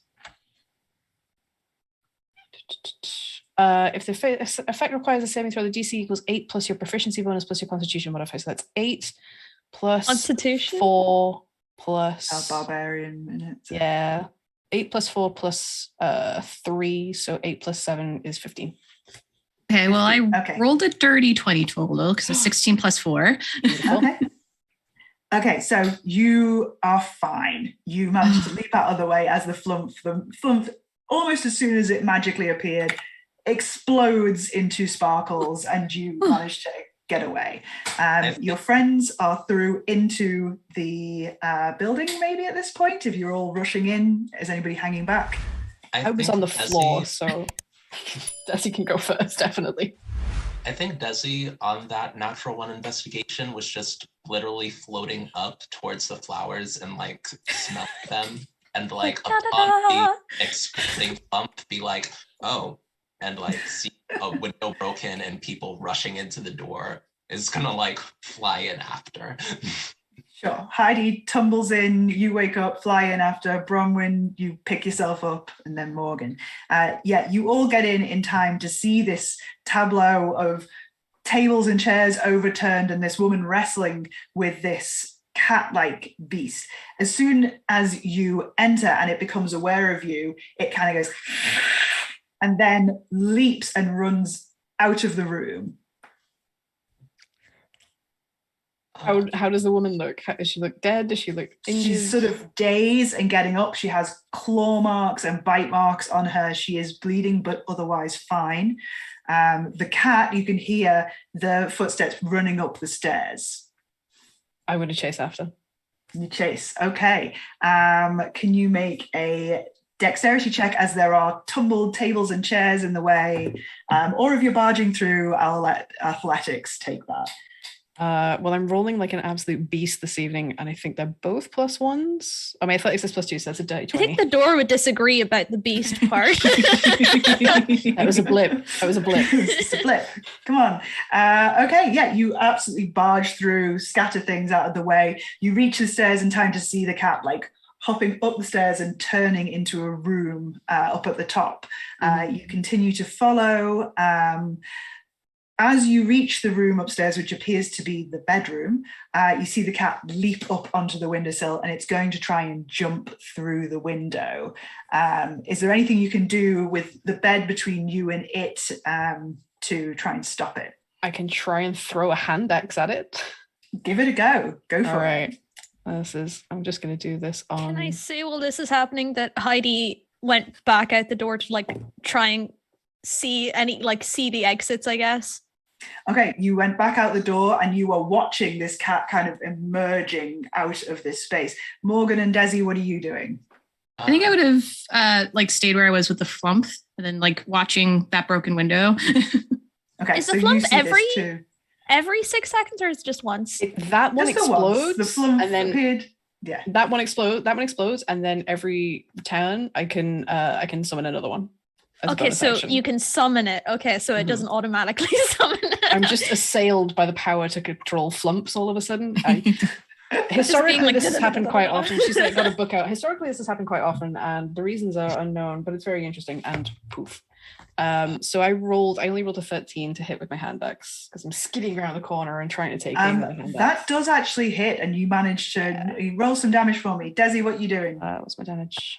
Desi is also desperately trying to like catch up, but like also has a -2 to dex, so is probably just tripping over like all of roll a dex check, see how well you're doing with all this stuff. You're a fairy, how are you tripping over? She's a clumsy fairy, it's adorable. Just flying into like a fly things. going into a wall, like a bumblebee, adorable bumblebee. Like honestly rolled a natural 2 -2 for a 0. Yeah. So like Desi's like, I'm gonna help. Turns like just everything that can be tripped over, like trips over something, tries to fly up, hits head on a chandelier, like tries to we're gonna get there eventually. You're bumping and the woman on the floor is like, sit down, love, you're gonna hurt yourself. It's a cool cat. I gotta study. Okay. Still like still trying. What's your damage, Bronwyn, for 7. the cat? 7. Okay. You catch it with the hand axe, but it just chips off the end of its tail, which falls down at the ground. The cat emerges through the window up above. Heidi and Morgan, you both see it coming through. What do you do? I have my lyre, my Siri lyre, and with a couple notes strung right across it, I'm going to expel a charge and make this creature levitate. Oh, very good. Does it get to make a save against that, or is it just... Actually doesn't say here. One creature or loose object of your choice that you can see within range raises vertically up to 20 feet and remains suspended there for the duration. The spell can levitate a target that weighs up to 500 pounds. Okay, here it goes. Constitution saving throw. So I must succeed on a Constitution saving throw. Okay, so. Constitution save. What's the DC? So it'll be my spell DC, so that is 14. Oh, it just gets a 14. No! So it begins to leap out the window. You actually just kind of buffer it out of the window as it's leaping down. Heidi, you have a chance to do something if you want to do anything. My plan was to help people out, but I guess I'll just try and chuck a dagger at it. Okay, go for it. Attack roll. Okay, attack roll. Ooh, that's an 11. 11 actually just hits. Okay. Whew. Oh yeah, I guess the cat's not wearing any armor, and I'm assuming this isn't sneak attack. It can see you. It's kind of distracted, but it can. So then that's just a 1d4. I got 3 + 4, 7 damage as well. 7 damage. You send a dagger towards it, and it does hit it in the side, and you can see it leave a few cracks in this cat that's already missing the end of its tail. But it manages to land in the yard and begins to sort of quickly try and navigate past both you and Morgan. At this point, Desi, you have reached the window. You and Bronwyn are in the window and can see all of this happening on the ground below. Is there anything you would like to try and do?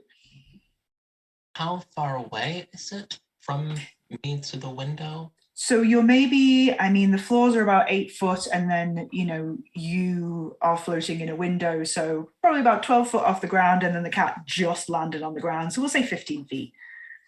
I'm gonna grab my walking stick that I've been using, and it's gonna expand and grow in size, and a blade is going to appear at the end of it.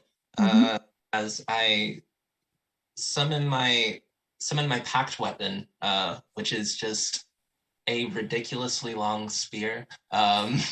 Is what it looks like. It's about 7 feet tall, twice as big as my little fairy girl. And she's gonna fly down from the window to get into melee with it. And I described it as spear, and it looks like a spear, but I wanted to use glaive statistics for it, if that works. Sure. Cool.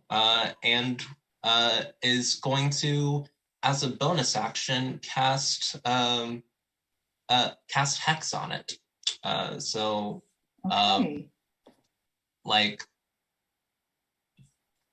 There is a dark glint, a shadow that passes over Desi's eyes as she whispers a few dark words in an abyssal language, and a couple of whispers come out, and the words that you can hear in the whispers that are common are bad kitty. As she descends with this looking very different than we've seen her before.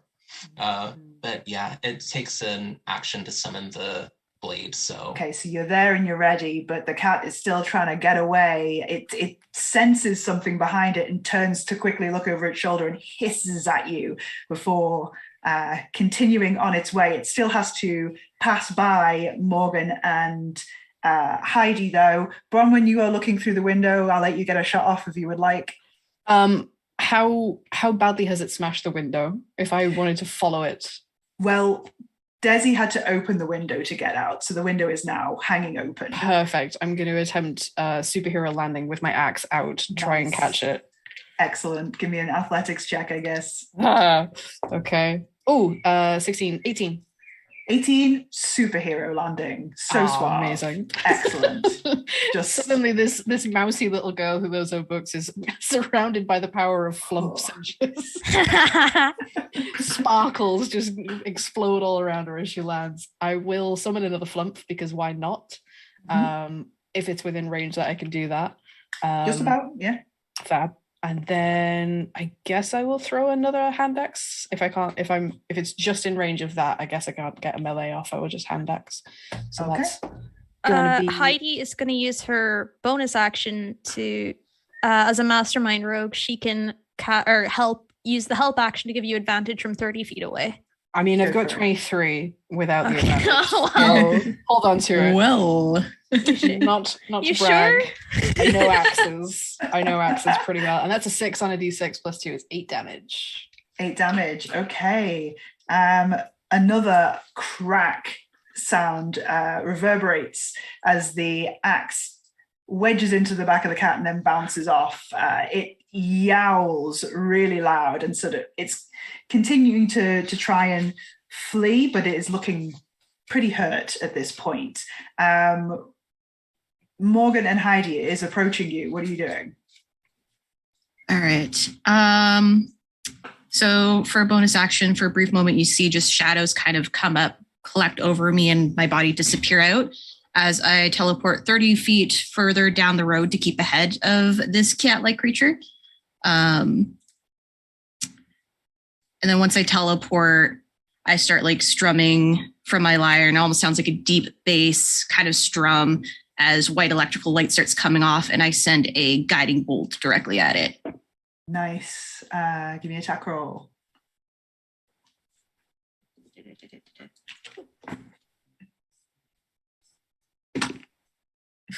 No, that's a nat 1. Nat 1. Can we say I use my help action on this one?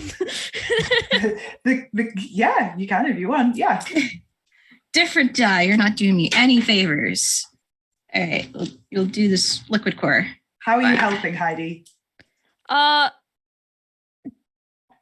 don't know, because it's a mastermind rogue, so it's basically just me pointing at like, aim for the cracks. Nice. I see what you mean. And I rolled a natural 18 plus my spell attack is plus 6. So Definitely 24. Hits. Yay. So the next hit on this creature will be at advantage because of the guiding bolt. Mm-hmm. And I need my D6s. Is it?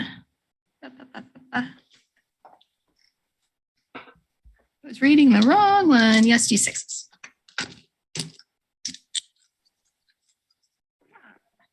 All right. 6, 4, 10, 12, 13 damage total, radiant. Okay. I mean, yeah, you blast this thing. It's momentarily freezes in place, just it arched back position. It has no fur. It's a shining porcelain thing, but it arches its back just like a real cat, and then just magical essence all around it. It's still moving, but at this point it's like, you ever seen a cat run really low to the ground when it's frightened? It's doing that, like towards you in the street, having just about managed to maneuver past Heidi as she was calling out to help you. Everyone's down in the backyard. We'll come back around. Desi, what do you want to do? You've got advantage if you want to try and hit it.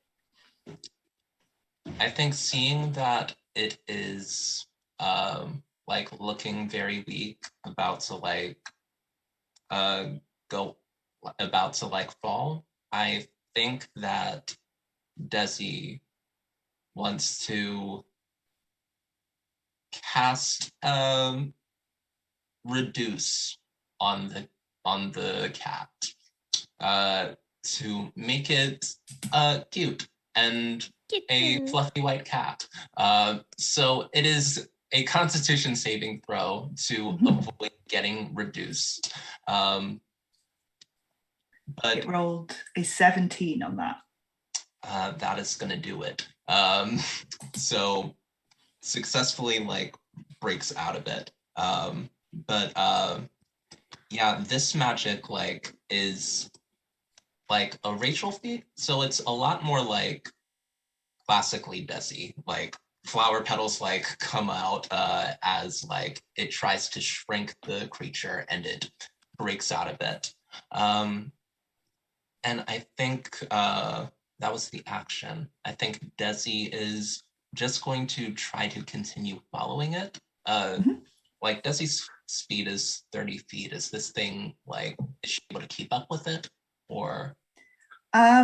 It's moving pretty fast, and just on foot you don't seem to be quite keeping up with it, but there is Morgan between it and the street, and it is going in her direction, so you are kind of guarding it either side. It has to slip past one of you to get away, or multiple of you. Okay, cool. Bronwyn. I'm going to try and run after it because I'm out of hand axes. I have thrown them both. So with a 35 walking speed, can I get there, or do I need to dash? I will say that it has stopped a couple of times, so you can get within, hand's reach of it. It's that thing where you're trying to catch a cat and it's just about out of reach, but you might be able to hit it with something if you get a good attack off. Well, let's see what we can do. I have pulled out my final form, my great axe, and I'm gonna go reckless because why not? You don't get to play barbarians every day, so let's go reckless. And I have 2 attacks because I'm level 7, and I'd forgotten about that. So, and the flump is there, so and the flump should explode. So it should explode, and it says at the end of the current turn. I don't know if that means mine or just the end of the initiative order, but I'm happy to do that now. Let's say that it happens now. So DC 15. It only rolled a 10, so it takes. That is a shame. 1d6. So what happened now when you're in distance of it? Yeah, good, awesome. Shall I roll that save as well? That's fine. I have advantage on deck. I just built this character to have advantage on everything. I have advantage on deck save, so that's fine. Yeah, you're drawing close and then you see that your flump is about to explode. Can you make a deck save? Yeah, okay. Flump by your own flump. So Flumped. I already rolled 1 attack, so I'll write that number down. There's the save. That's 16 plus 1, so 17. So that's okay against my own DC. You're fine, yep. It takes, was it 1d6 or 1d6 plus something? Just 1d6. I read 1d6 on the table. Yes, 5 damage. 5 damage. At this point, it's like smoldering. It's crawling. It's really not well. What was your attack roll that you did? 23. 23, yeah. So the flump explodes. It's crawling, and then you come in with. What are you doing today? It's the great axe. So I've thrown 1 hand axe, I've thrown the other, my flumps have exploded, and then it's just great axe off the back. 1 great big wallop. It's a D12 damage. Oh man, why don't I play barbarians all the time? That's another 7 damage. How much, sorry? 7. 7, that is a killing blow. You cleave the porcelain creature in 2. There's a cracking sound, bits of dust fall out, and it just goes stiff and then falls on the ground in 2 halves. Bronwyn is just stood surrounded by the falling glitter from the exploding flump axe in the ground, just going. Oh, good job, Bronwyn. Good job. What happened? Stopped it. You stopped it. Oh, okay. Oh dear, I think I need to sit down. They were like tentacle monsters and they exploded. It was nice. I'm having a sit down. And she'll just go over and sit in the shade of a tree and just take a moment. I hate when that happens. So porcelain. Yeah, I think Desi wants to like look at the remains and see like if it's a nature thing, if it's a magic thing, if it's like a construct. Could you do an Arcana check for me, please? And I assist my friend. You can indeed. Advantage on that check. Right.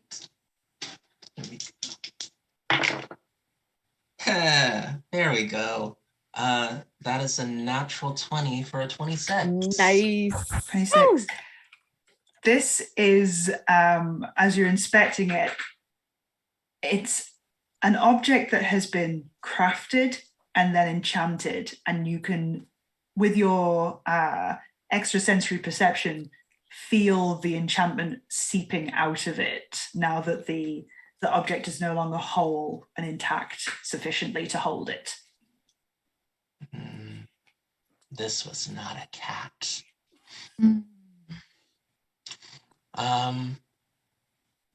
Like, it seems like that Pearl person, that's the only person we've seen work with porcelain and like magic before. Well, to be fair, we haven't seen them with magic, but maybe someone in the community does do magic. She said she made them herself, and Desi dispelled magic from them. Hmm. She is also an old woman. 3 people in the committee. They all could have worked on crafting this creature. So, Hestia? Probably Hestia. Or do we check on the person that was attacked? We could do that. We should probably check on them. She's out in the yard and she's kind of sheepishly peering out of her back door and she's like, is it gone? Yeah. I pick up the porcelain cat head. I should put that on the front of my carriage, actually. You owe me a porcelain figure. You broke mine. I'll have that instead. Oh, okay. I'm sad now. So was I. I'm sad now. Chugs the homebrew again. So yeah, Kitrin is there and she's kind of sitting on her back stoop, tending to her wounds a bit. She's kind of got a bit of a first aid kit on the go and she's kind of watching you go about your business, looking a bit dazed and confused. Why were we here? Is there like a doctor in town? Like they were getting mauled a little while ago. Is there like somebody we can take them to like help out? You ask her and she's like, oh, I'm not too bad hurt. You arrived just in time though. The thing seemed like it wanted to tear my throat out. But no, I'm not too bad actually. It looks worse than it is. Well, as long as you're fine. Oh, I'm petrified. I just got attacked by a giant statue. Well, Do you- I'd physically say it was fine. a statue that was petrified. She looks at you completely blankly. Huh? Okay.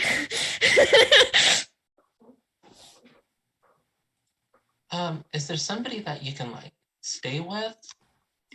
I'll go around to the neighbour's place. They'll have me in exchange for this story. And she sort of gets up and starts to sort of hobble over and knock on. And she's like, Trish, you won't believe what's happened. You'll never guess. The door opens and her friend says, oh, what's happened to you? Look at the state of you. Come in. And she's sort of ushered inside. Get the kettle on. Exactly that. I'm glad the exploding things didn't attract everybody. That's nice. The street is quiet. You get the feeling that a lot of people are still out of work. It's still only out at work. It's still only about 4 p.m. at this point with the various walkings around you've done. So now, Hestia. Yes. Maybe we should find this Tillvayle Committee, like when they meet up, so we can talk to all 3 of them at once. I feel like there are a couple people in there that are probably behind a couple things. Do we know when they meet? I mean, they're probably going to meet up after they've seen us kill their kitty. Because they probably saw this. Yeah, that's very fair. If we have to do this, and she gestures like she's got hand axes strewn about the garden. If we have to do this again, I'd rather do them one at a time, not let them get together. I think it would be great to take them on all at once, though, because they're very old. I don't think they can do as much as a cat. They made the cat. They could probably make more cats. True. Also, should we tell them the guard, Rowan? Oh, Rowan, yes. I guess they'd want to know about an attack. It's done and everything. I'm sure word will spread. It's a small place. Yeah, once they go to the pub, it'll be all out. Exactly. It's like the perfect pub story. It's got it all. Romance, danger, cats. Yeah. Like, everyone, please. There was this giant cat that came into my house. Can you believe that? And then these strangers out of nowhere just... Whew. Do you know what a flump is? It's going to be part of history. That's exciting. So, yeah. We should want to go 30 minutes out of town to the tower, or do we want to go to the front, like the front of town where Burl is? Burl has something to do with this. And to get there quicker. And the man Aldrich, he was walking around town. I wonder if we could find him as well. It's probably better to stay in town. It's probably quicker. Yeah. Let's see. Aldrich he lived in a barn that was converted, what we're told, yes? Is that far out of town, or is it closer to town? I guess we should ask about. I don't remember. Like, which one are we closest to right now? You know this area. You tell us. Make a history check and see if you know where Aldrich would live, where this barn might be. That's a natural 19. I'm the perfect guide, you guys. Just naturally pick up everything. Oh, but it's a -1 because I'm dumb. So 18. 18 is still pretty good. When you heard that there was a barn that had been converted, last time you came through these ways, the committee hadn't formed yet, but you did see a barn on Poplar Lane that had some work going on in it. You didn't know what for at the time, and you didn't ask, but it seems like that might be where somebody has made a home. Workers were really shit at cards, so it was great for me. I mean, I know exactly where it is. I'll lead the way. Okay, you lead the way. It's only a couple of streets over. This is a very small village. You reach the barn. It is very austere looking. It's been painted grey. There are plants out front, but half of them are dead and the other half look unhealthy. There's a stone path leading up to the door, and there's large oak double doors that have been installed with a big sort of lion-faced knockers on the doors. Do the lions look familiar? No, they don't look like the cat that you just... Okay. The cat looked more mountain lionish, but in white porcelain. These are just iron decorative features, a little bit over the top for the area, really. For a barn, yeah. Yeah. It's a big barn. Yeah, it's been done up. It's got like a new roof on it and everything. It's clearly been made into a weather-tight kind of building. So, are we knocking? We breaking? We picking? Do you think we've technically broken any laws yet? Or do you think we should stick to that? if we haven't. I see no reason why not to knock. Unless we want to, like, surprise them. Surprise interrogation. Is there any now, like, figurines around us? Perception check. Higher than a 2 this time. A 4. Oh, you got higher than a 2? Technically true. Yep. You don't Monkey's see paw any. wish. Mm-hmm.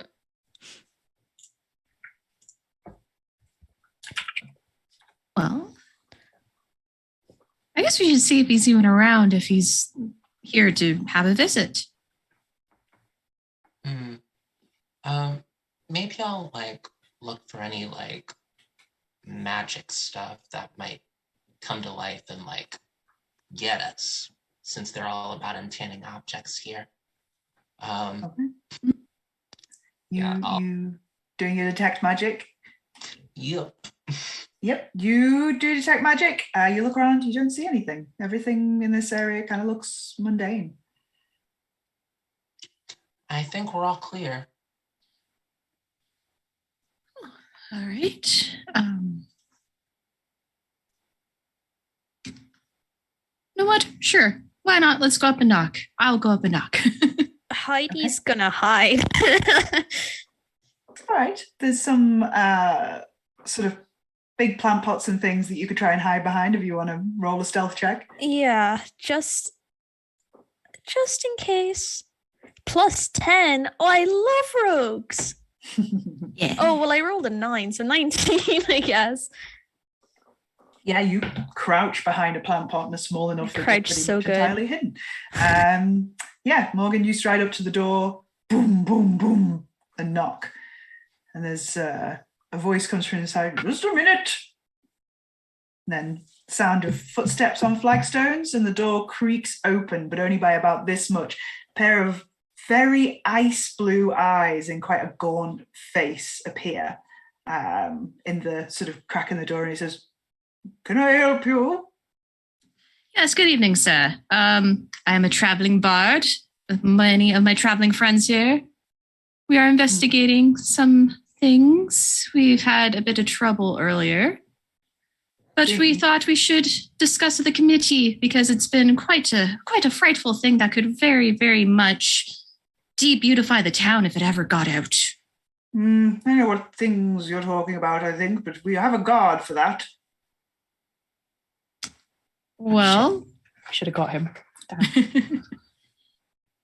the guard did not help in this situation because we were straight up attacked. Oh. Attacked. Yes. It was a very frightful thing, and we're concerned about, our lovely citizens here. We've just come to town, and we felt this is such a beautiful town, and we want to help everyone, and, seeing the dangers been brought upon the people. Yes. What can I do? Well, and I kind of... Yeah, I start looking back towards the group of the ones I can see. Go ahead. Did you send, like, a cat monster or a mud monster to murder anybody? No, I did not. Insight check. Go for it. Can I also insight check from the bush? Well, I was going to say, Heidi, you have pretty high passive insight, right? Yeah, so maybe I don't want to roll. Maybe I'll just let my passive... You can roll to see if you beat it, but I will say that even that just sort of listening in and hiding, you are getting some stuff. And that's right 19. What did you get, Bronwyn? I only got a 9. A 9. 27. 27. Damn. Is anybody else rolling, or is it just... I am. Okay. Because since I'm right there and trying to suss stuff out, I rolled a dirty 20. Dirty 20. Okay. So both Morgan and Heidi feel like he's telling the truth. The thing that you do notice, though, is that when you mention the attacks, he seems surprised and frustrated. Well, you see, it was a cat that kind of looks like the porcelain figurines that Beryl makes.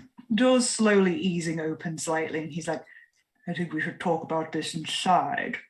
Would you care to come in? Oh, that would be delightful. Okay, it's just the three of you, is it? I thought I saw a friend with you before on the common. Oh, our tour guide. They are just, I may be getting more information because we've asked a lot of questions. Deception check. Technically true. Technically, but you know what? That will be considered in the DC. I have a +4 in my deception. Hey, oh yeah, Bard. Yeah. Come on, Bard. Come on, Bards. Ugh. Doesn't help if I roll low. 13? 13. I should have guided myself. I have guidance.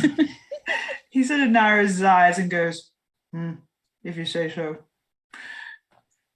Come in. And he opens the door. And beyond, you see a large living room type area that's the full height of the barn, so about 20 feet high. There is a fireplace and there are a lot of bookshelves, plus, a nice rug, coffee table, more dead plants, strangely, and a couple of couches and chairs where he offers you a seat. Aldrich sits down as far away from the rest of you as he can once you're seated in an armchair. Looking at him more closely, you see that he's wearing sort of faded, sort of almost military attire, but like it was the shiny kind with the buttons and the epaulets and everything, but it looks very old and kind of mothballed. He seems very slim. He's got a very gaunt face and bright blue eyes, and he's kind of sitting there opposite you. You notice his hands are very bony, gripping the arms of the chair as he sits down and crosses his legs and looks at you all and says, so, you have noticed some of the things that are going on in town. I assume that you are trained somewhat in the arcane. Yes, that we are. What brought you here? The history, the architecture, those some stories. The church. I haven't seen the church. Quite upset about that. It's very good. You should check it out. We are on a bit of a road trip. I see.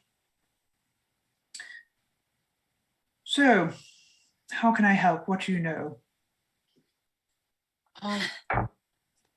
Just anything that you know about, like, cat monsters or mud monsters. Like, if you can, like, if you know anybody that, like, is really good at magic here, or anybody that's, would make cat or mud monsters. Make a persuasion check. Yeah. See how winning you're being. Okay. I'm gonna tap on your shoulder and give you guidance before you say that number. Oh. The D4. Yeah, we're not doing so good, gang. We rolled a 4 on the D20 and a 1 on the D4. And then we add, 4? So 9. He looks at you and says, why should I share what I know if I do in fact know anything with a bunch of relative strangers? Well, your town guard trusts us. He seemed like very, very like happy for the help. Yeah, everyone's very worn out. Yes, everyone's very concerned, very worn out, and the lad's a fool. I find myself facing a problem with which I would like help, but I do not trust easily. I wish to know your intentions and your aims before I am to impart any information to you. Well, what is it that you want here? Are you seeking power for your own good? Are you seeking treasure? Are you mercenaries? No. Are you truly here on a history tour? We're students. Just all pull out our books. Somebody can make a persuasion check with advantage, seeing as you're being helped by the collaboration of the story. I imagine the bard is the one to do this. Heidi, what are you doing while this conversation's going on inside? I was going to try and sneak in, and then you were talking about how they closed the door. Well, you can try it. We can retroactively say that you tried to slip in as the door was closing. You can make a stealth check to see if you can sneak. Stealth sounds good to me. That is a 13 plus 3, 23. Okay.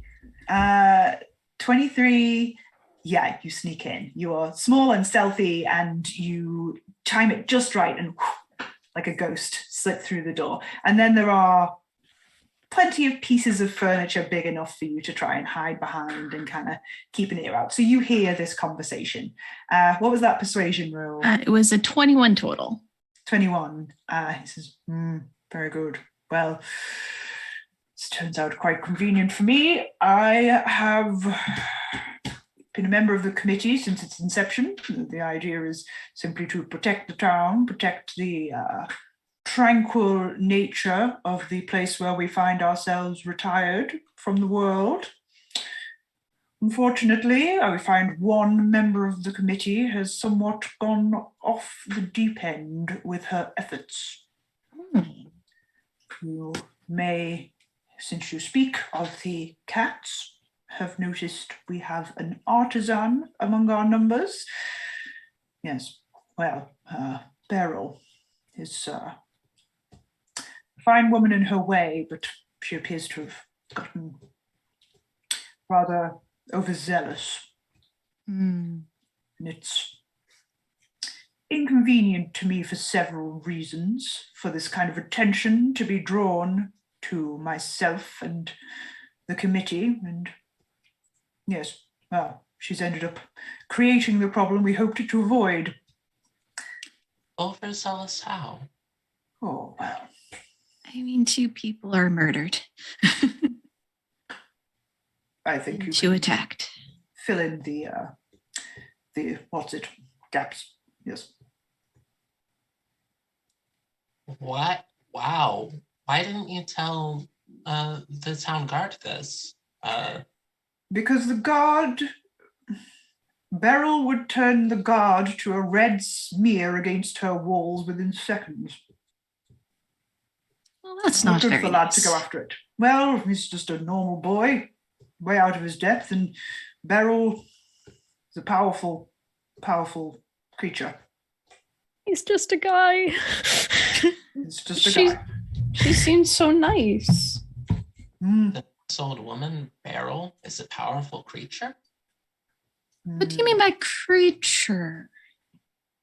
Very What do you unkind. know about elementals? Oh. Yes, well, she's a member of a race called the Tao. Sort of like a cousin of the more commonly known genie. Oh. Except her magic, rather than with air, is with earth. She can shape earth, command earth, enchant earthen creatures.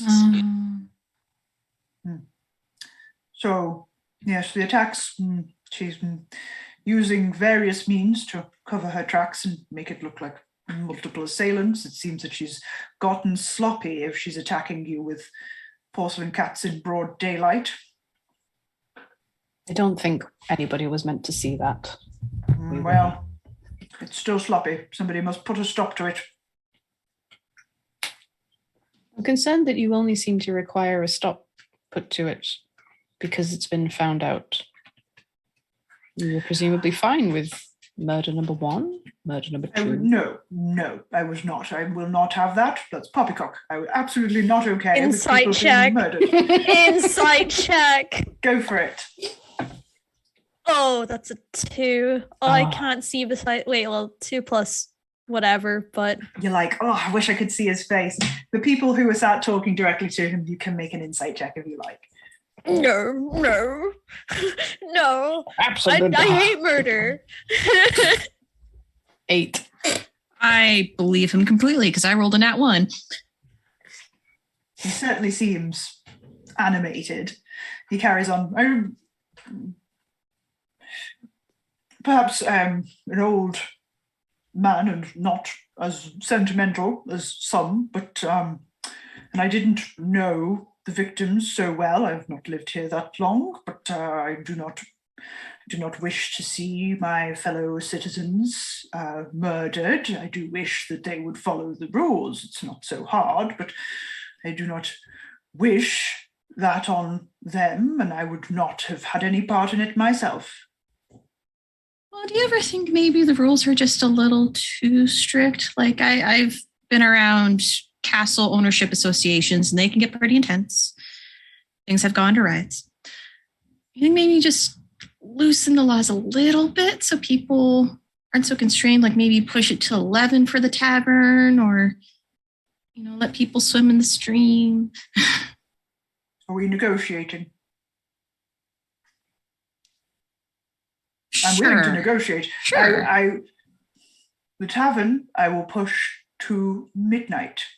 Oh, that is very generous. Only very generous. You will put a stop to Beryl's behavior. Oh, well, I think we can achieve that. Well, then I shall wait to see results. Great. You've done a lot of harm to your neighbors by staying silent while somebody hurts them. I have done my best to convince Beryl to behave, but she won't listen to me. You could do something now to help us. I have done what I can. I have told you of her nature. I have warned you of her strength. You must succeed on your own merits.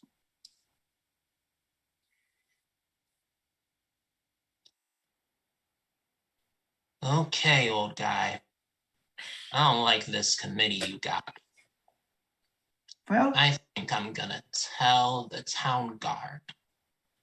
And I think that your committee's gonna stop. that's as maybe. We shall see. We actually survey the people that lived here for generations, just because you're the new one. Kind of off the newbies are deciding how the town operates. Disrupting that generational history. Is there anything else, or will you be moving along? I'm good. I'm snooping. What you snooping? What you looking for? Anything incriminating in this barn? Well, you don't see much other than the bookcases. And I'll allow that you can creep over to there while this conversation is going on if you want to make a stealth check. Yeah, I do.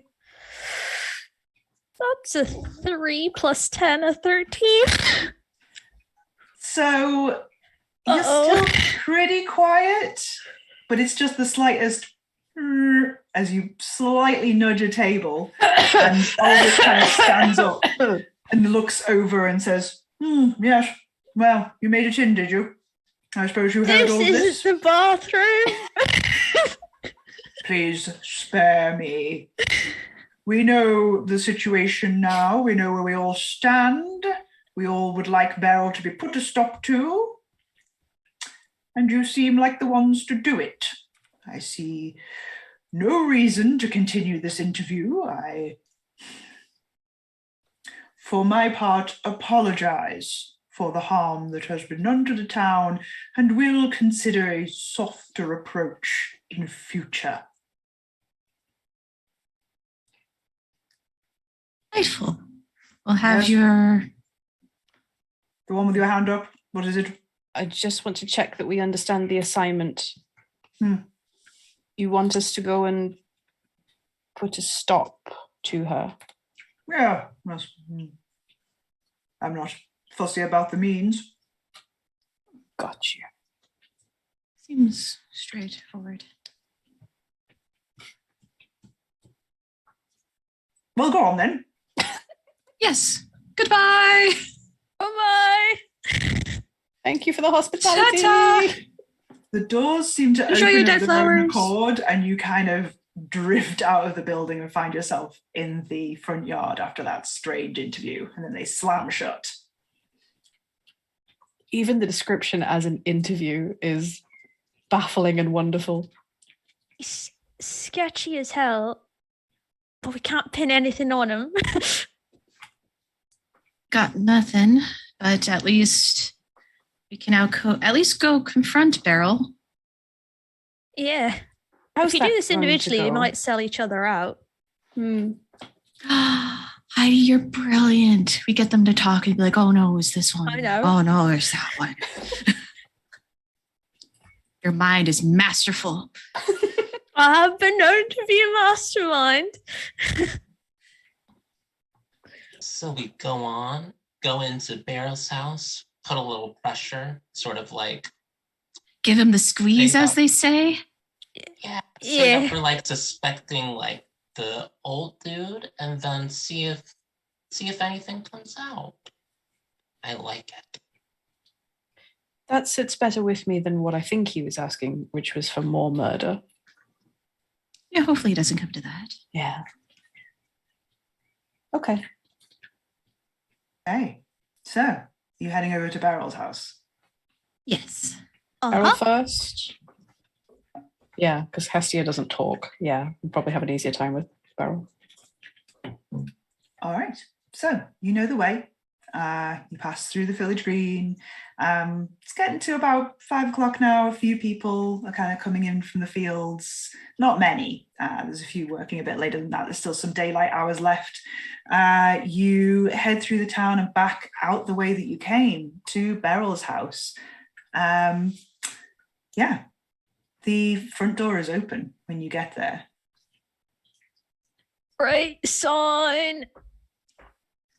This is a bit suspicious. Do we see any mud around, like on the front stoop or coming up to it? Perception check. I'm gonna make a perception check too. I'm aiming higher than a 4 this time. I'm gonna guide big. myself, just really concentrate. Wow, okay. I can do this. I can actually look Okay. up which number I add to perception because it's high enough. I got a 17. 17, and what did Morgan get? So I got a 12. It was 9 plus 4 plus 4. 17? 17. 2 17s. You don't see any mud. Yeah. Oh. There's no mud. Everything is clean. For a 17 perception, you're looking closer at this cottage, and it looks, the sort of wood of the porch looks very flimsy, and the thatch is kind of laid on top. And then up the garden path, and the door is open. You smell the air, and you can smell rosemary and potatoes. Somebody's making a stew. Smells pretty hearty. It does smell pretty hearty. Maybe they're like having a party and inviting people over for stew. Or at least expecting us, maybe. I'll sneak Probably inside, expect- but it's gonna cost a lot extra. Are you really worth it? I swear that was a creaky floorboard before. I'm really good at sneaking. An extra I 2 could- gold if you avoid the creaky floorboards in here. I could make you invisible. Okay. So at least you won't be seen, but you still have to be quiet. Okay. All right. Pull out my lyre, and I do like, it sounds very whimsical and kind of haunting in the moment as little kind of shadowy sparkles start coming off and then envelop you, and your form just whoop, disappears. And you're invisible. And I snatch some gold and run away. No, I sneak into the house. Okay, you sneak into the house. You come up the steps. Do me a stealth check with advantage, seeing as you still have weight on those steps. That is a 25. 25. Sneaky, sneaky, sneaky. You head up the stairs, not a single sound. The smell of the stew intensifies. You walk into the hallway. You see a door off to the right leading to a small sitting room with lots of doilies. In that room, you see 2 porcelain cats, much like the one that you saw before in the streets. You continue on, and you hear the sound of humming.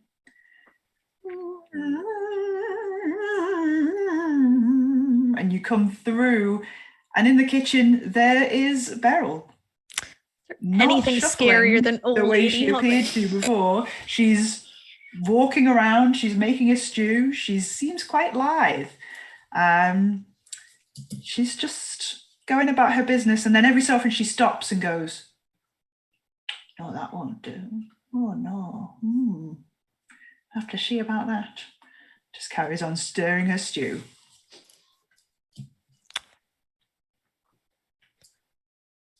Hey gang, do I stab the old lady? do I just stab you? Hey gang, do I stab this old lady? What does Heidi feel in this moment? What is their thoughts? I will say that suddenly Beryl doesn't look so old. When you first saw her, she was huddled under a blanket and kind of working things. Now she's standing fully upright and just seems like the spirit of health, and just is sort of cooking and talking to herself. Oh, she's young, it's fine. Stab. Moral code extends to senior citizens only. Wow. Okay. So there's kind of like a long table between you and her. Are you up on the table, run, leap, stab? Underneath. Okay, cool. All right. You're invisible. You can do anything you want. So you're invisible. Okay. You can do anything you want. Stab old ladies. The chandelier you can swing from. Go on, go for it. Okay. Right. Let's see. What are we doing here? Let's roll for initiative and say that you get a surprise attack off before we go into the initiative order. Okay. Cool. Right. I'm glad my invisibility can help in this. Hey, guess what? I have advantage on this as well. Initiative? Yep. Barbarians. Barbarians. Okay. I mean, so you just take the advantage everything feat. That's what barbarians do. And did you pass greater invisibility or invisibility? It was just invisibility, so it will drop the second her attack goes off. Advantage? Because I'm invisible? Yeah, she doesn't see you coming, so sure. She'll never see it coming. That is a 16 plus not much, but she's an old lady. She's not. How much armor can she have? Plus 7, that's 23, I guess. Spoiler alert. Unless she's an ancient dragon. She's like an ancient Tao. Okay, before we resolve that, let's get the initiative checks sorted out. Bronwyn, what did you get? 10 with my advantage. A 10. Okay. Desi. I rolled an 18 minus 2 for a 16. Okay, fabulous. Heidi, what did you get for initiative, disregarding that you'll get this first attack? 30-20. I'm the speedy. 20. Very good. Okay. And Morgan, what did you get? I got to 13. 13. Great. All right, cool. So we do have a map up at this point. If you have that in front of you all. It's so cool. Look at the I have to give tokens. credit. This map is by Afternoon Maps. You can check them out on their Patreon. They very kindly gave me permission to use their map for this. Oh, I can't look at her. Yeah. She's so One old. shot. It's gone. But the hat is beautiful. I know. I Lovely hattery. She a just had a trophy dress.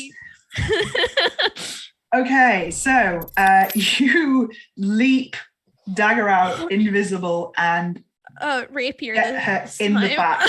It is like stabbing a boulder, but your attack roll is so good you do get through and make an impression. Roll me some damage. You get sneak attack with that. So this rapier has 3 charges where when I hit using attack roll, the target takes an extra 1d8 radiant damage. Okay. So I'll use that as well as the 1d8 from the rapier and then 46 sneak attack. So let's go. Oh, I love being around so many dice. Do the If anyone thing. can one-shot this, it's you. Oh, okay. So that's 12, 5, 17, 7. That is 29 plus 4, 33 points of damage. 33. Very good. She immediately arches her back and reaches for it and turns around like, who's there? Hello. Okay. Wait, do I come out of invisibility because I attack though? Yeah. Yes. You become Not fair. visible and you're there behind her in the kitchen and she just looks at you absolutely furious like, oh, and then like gestures with her arms and the whole floor of the room ripples as you realize that the flooring that you think you see is just a flimsy disguise, and underneath is unworked earth. The ground ripples beneath your feet, and you all outside hear the sound of the rumbling of a floor being ripped up and then waving. You also heard Beryl scream. Yep. And the faint. So the floor ripples. You are tossed in the air. Heidi, can you make a dexterity saving throw for me, please? I certainly can. This has to be high. I'm a rogue. Yeah. No advantage though. I'm not misadvantage over here. Well, if I roll a 5 and I get a 12, that doesn't yikes. Yeah, you are knocked prone. So you jump, stab, she turns around, shouts at you, the floor ripples, and you go flying backwards and land on your back. But it is now your turn to act because you rolled so high in the initiative order. I did. Well, I'm gonna stand up. Mm-hmm. And then so I'm just here, am I? Still around the table? Yes. Bonus action is hide with the rogue. I know that this is that's the strategy. Is there any places that I could hide around here?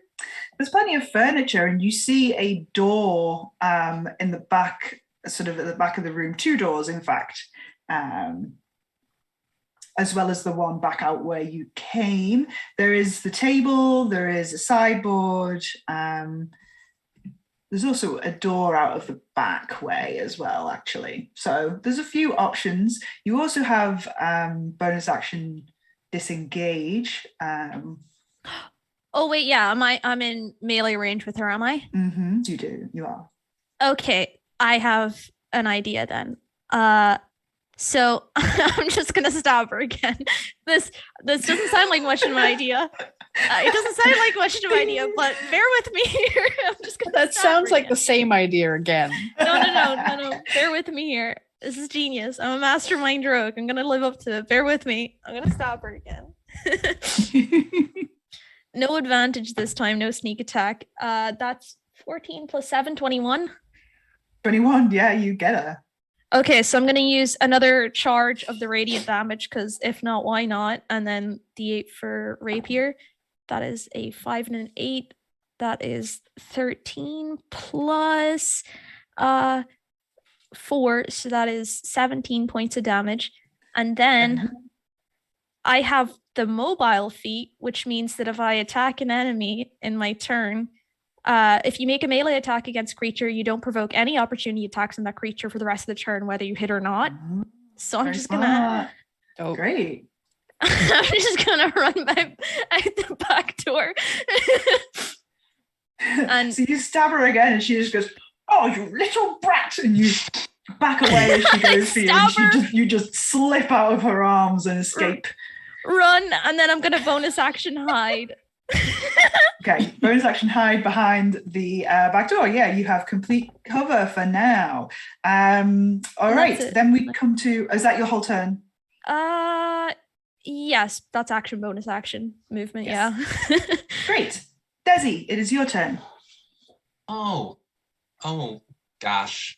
I heard some screams. I really like Heidi, and Heidi's alone and caught in there. So I'm gonna take my still huge spear and charge into the room. Is each square 5 feet? It is, yes. Okay, so 5, 10, 15, 20, 25, 30, 35, 40. Oh, I can sort of get into like the room area that they're in. Yeah, I will go run in, notice that the floor is weird, and just like sort of use my wings to fly just in the middle of the room. Be like, get inside, look around. You haven't seen my friend Heidi, have you? Oh, you look stabbed. She's just standing there like, infuriated. And I think I'm gonna bonus action do a Hexblade's Curse on them just to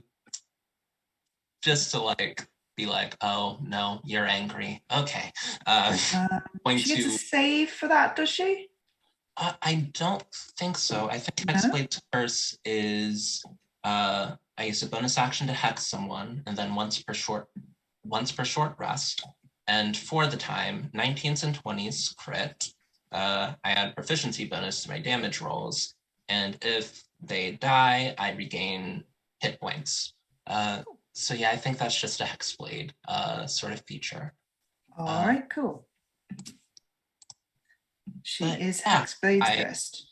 I action dash in, I Hexblade's Curse, and I just like have my spear. And I'm alone with this Dow, who is angry and stabbed. For sure. All right, Morgan. All right, I am going to start moving my way in. So 5, 10, 15, 20, 25. I can get about here. Am I able to peek my head around that corner to see her? Or should I? Yeah. Okay, so as I kind of peek around and seeing everything, I'm just like, looks like your house is really quaking from the activity here, and cast Tasha's Hideous Laughter. Okay, what's the save? It is a wisdom save. Okay. Against a 14. She has rolled a 6. Oh. And she she was raging, absolutely furious, staring at Desi, between Desi and the back door where Heidi went, and she just goes,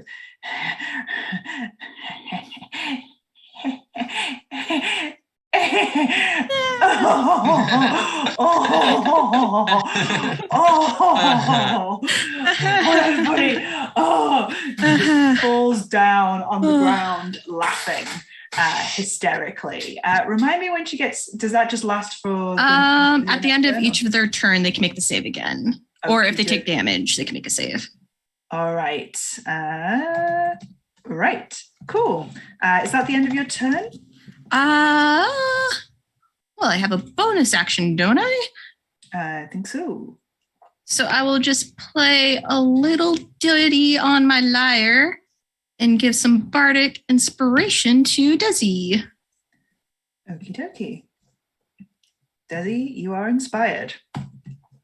So when it comes out, it kind of, it's a lyre, but it comes out, it kind of sounds like that whole like boom, boom, because of the hideous laughter. So you get a D8. Great. Okay. It is now the porcelain cats' turns. Oh. Behind you, Morgan, as you revel in your excellent joke, you hear a slight scrape of footsteps and a bit of a wow. You turn around and there are two porcelain cats the size of mountain lions sat behind you, and they are both going to go for you, I'm afraid, my dear. They one tries to bite you, rolls a 23, and you take 7 piercing damage. The other one is going to go for a claw attack and swipe at you, but it rolls a 13. That still hits. That still hits. Oh yeah. no! Dang. Should have stopped and run like me. You should have built a rogue. And that's another. Yeah. That's another 10 slashing damage. No, my silks. Yes, as it goes through your cape. Okay, it is now Beryl's turn. Oh my god. Beryl sort of, she's still laughing. She's prone. At the end of her turn, does she get to make a save? Yes. You told me this 2 seconds ago, and I'm already like, she's, that's not funny. She stops and she disappears into the ground. Oh no. But that's her whole turn, because the save was her action.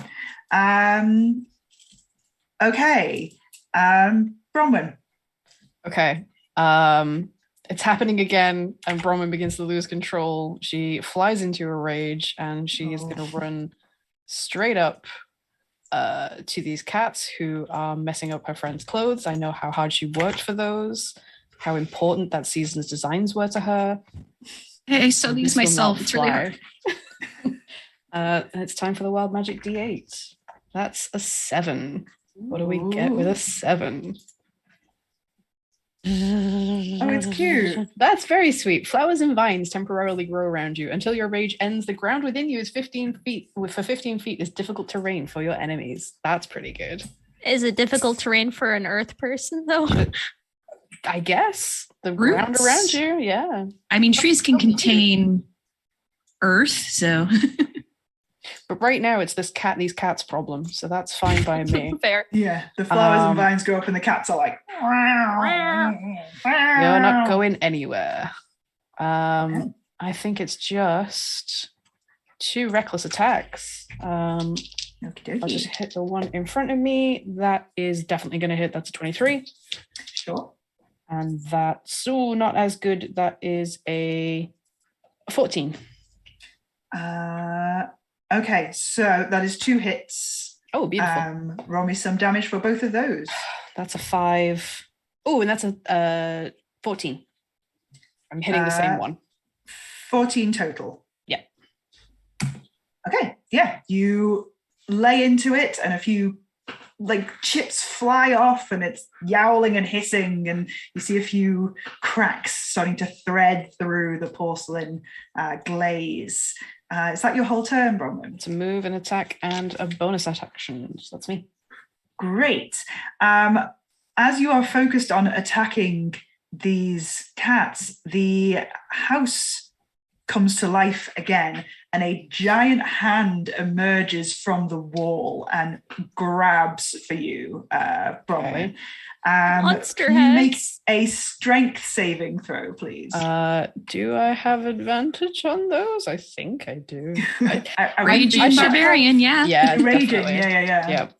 So that's 2 17s and a +5, so 23. Okay, you are successfully not restrained, but you still take a hit off of this thing. Attack roll that is a 25 to hit. Definitely hits. And it does. That would be a 14 bludgeoning damage. Halved because raging. Oh my god, I love barbarians so much. Yeah. Yep, that's fine. That's they are the most fun. It's true. Okay, we're back around to Heidi, who is hiding. So I'm gonna peek in through the door because I heard laughing. I heard the laughing stop. Yowling cats. Yeah. Then saw that it did stop. I want to get off the ground, but also the house. I was gonna climb onto the roof until the arm came out of the house.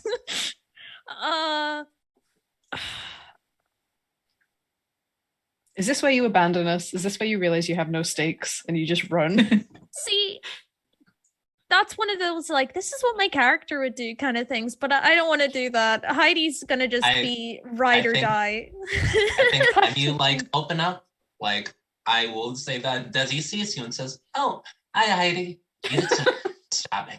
Hello, thank you. I think she's like in the ground now, so don't want to be on the ground then. Oh, okay. We can make that work. You can make that work? I mean, I hope so. Okay. We can find out.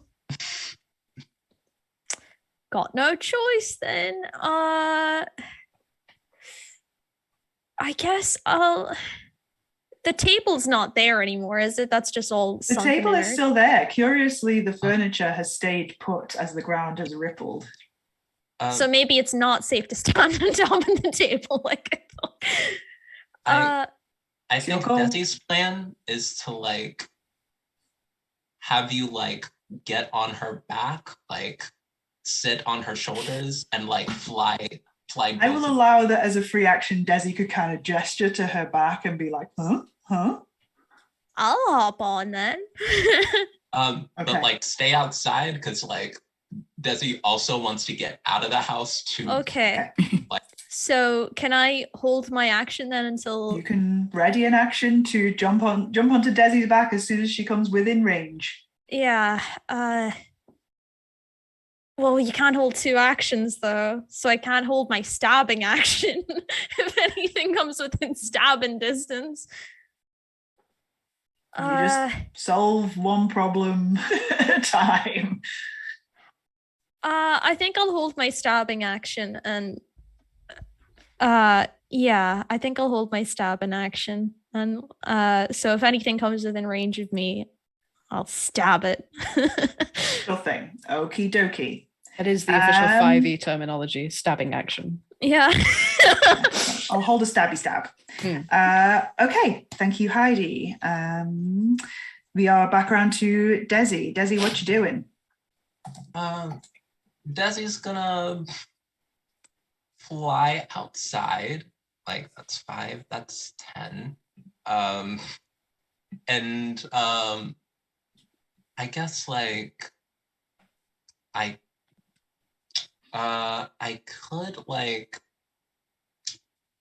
could maybe lift them up, or what do we think? Like, are we lifting Heidi up on the back, or are we both readying stabs together? Follow your heart. My heart said stab. Like, yeah, I feel like if we're both like together, you can get sneak attack from me like being around, also stabbing. So true. We'll ready our stabs together. Back to back. And Desi's blade will become wreathed in a booming sort of energy as she uses a cantrip to cast Booming Blade. and you see like, this tip of the spear vibrate. And yeah. So are you holding? You've used a cantrip booming blade, and you're holding the booming blade action. And a part of booming blade is like with the casting of the cantrip is the attack roll. Okay. All right. So you're holding your booming blade attack, waiting for something to appear. Righty-ho. Okay. Good stuff. Morgan, you are still being harried by cats, even though they are very perturbed by these vines. Yep. I just look past over to Bronwyn and be like, it's okay, we got this. And then I use my ability to bamf out and appear 30 feet. Right there. That was my bonus action. So I just shadow appear behind Heidi and then like, excuse me for a second as I strum my instrument and with a bit of mica powder, just blow it across as I make a sphere for shatter upon the 2 cats at 4th level. Nice. Okay. And if they are considered a non-organic material such as stone, crystal, or metal, they have disadvantage on the saving throw. It's a Constitution. Indeed. Yeah, Constitution save DC again, if you 14. 14. Okay, so I'll roll these both at the same time. And they both rolled a natural 12. And they both have Constitution plus 14. So they both make it. Do they take half damage? Yes, half. So I thought so. Was upcasted, so 3. Okay, I get an extra 2d8. And actually have a thing as a Spirit's Bard. When I'm using my focus, and I do damage, I do an extra d6 on top. Nice. Hell yeah. Shatter is like the perfect spell for these poor swing cats. Yeah. Gonna write these numbers down because I have to reuse these d8. So 7 to 2. Math. 3,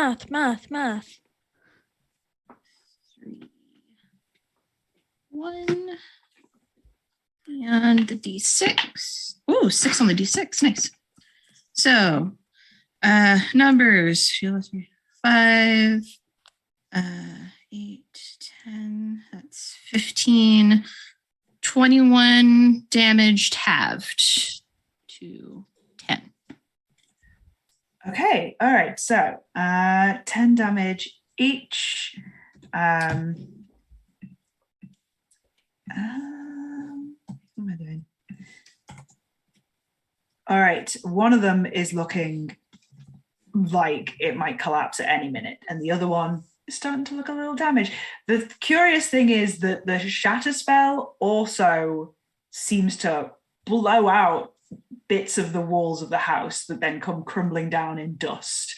And you just sense a kind of ripple of arcane energy as that seems to have done something to the house itself.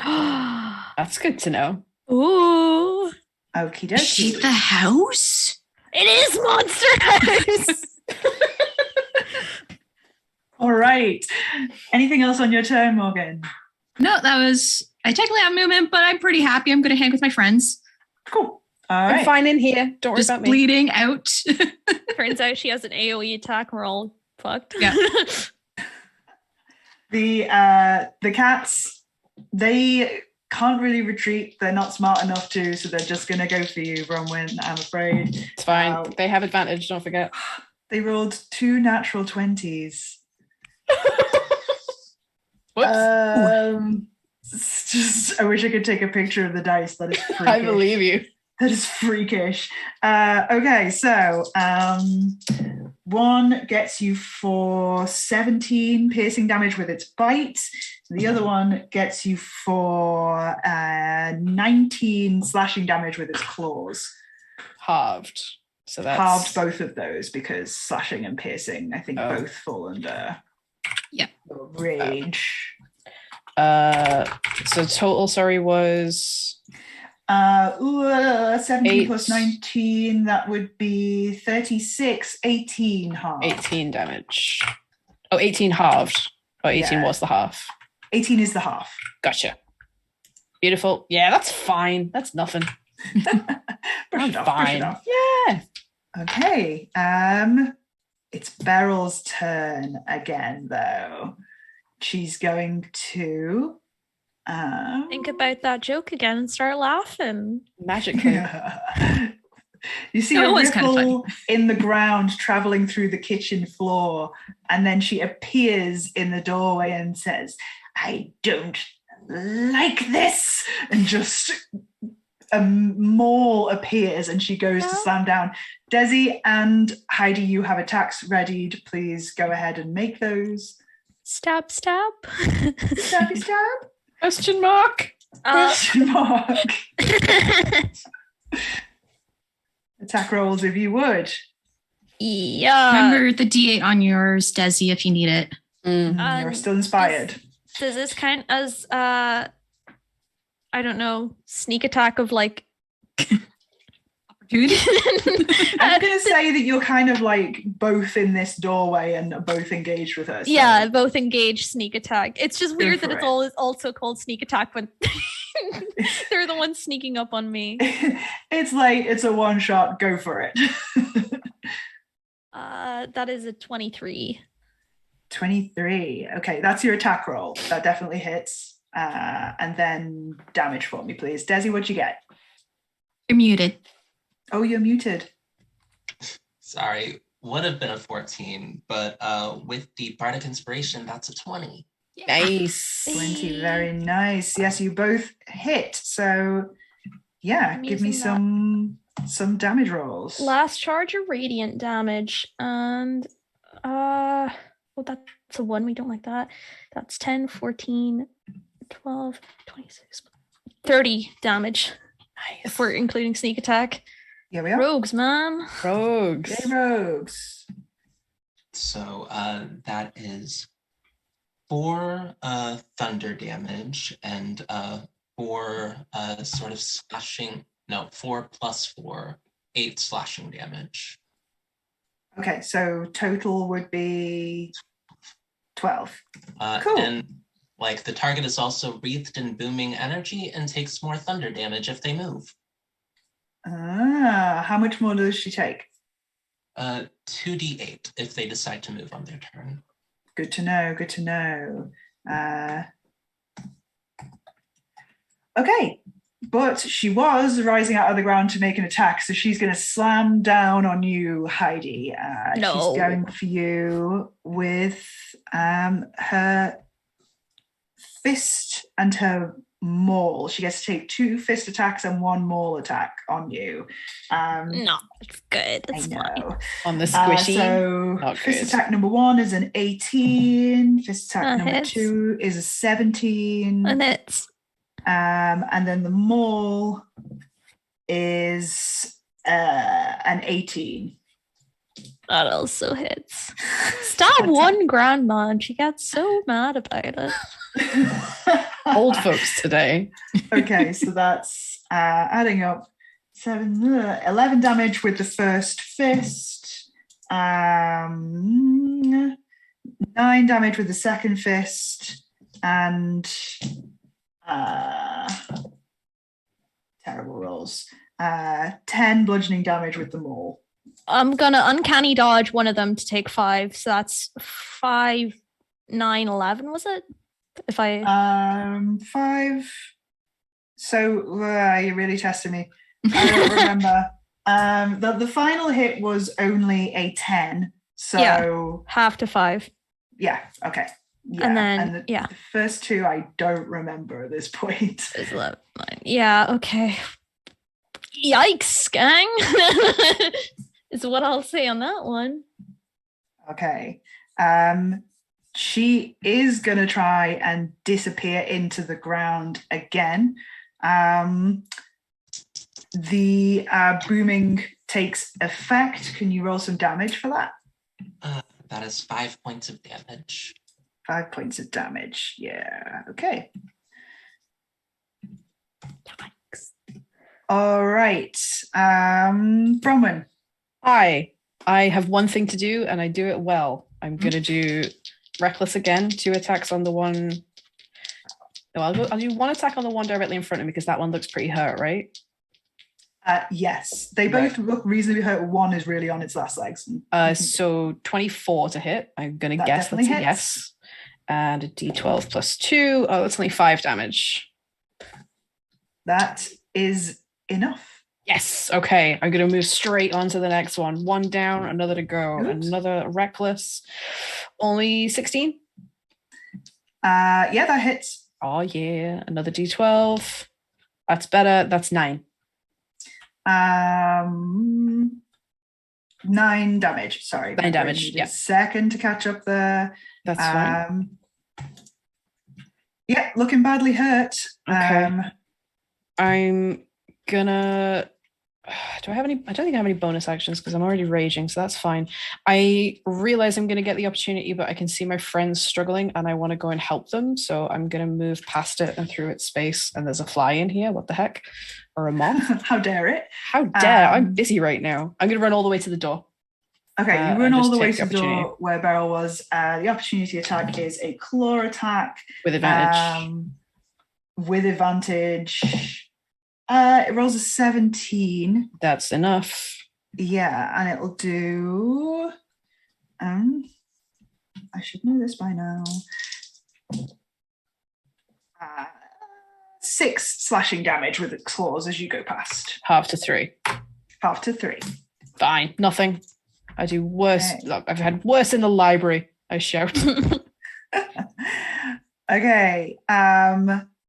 As you are running forward towards your friend, it is the house's turn. The house is going to reach out with its fist again. Strength saving throw, please. With advantage. Yes. That's a 14 plus 5, so it's a 19. Yeah, you again batter it away from you, but it will do a fair amount of damage. It's going to do... it won't. You're wrong. Just use your rogue evasion. It's good. Confidence right there. That is an 11 halved to 5. Nothing. Damage. See, yeah. I told you were lying. Brush it off. No bother. I'm just like Action Man, like Terminator running through the house, batting away things with my great axe with these vines whipping around me. Yeah, just like all over a manic Pokemon. Okay. We are back around to Heidi. What you doing? Hiding? Yeah. How'd I know? I'm in the single digits. So I don't think I can do that again. Get behind me, Heidi. I can help you. Okay, I can just bonus action to hide, I guess, and hope she doesn't see me, but she's the earth.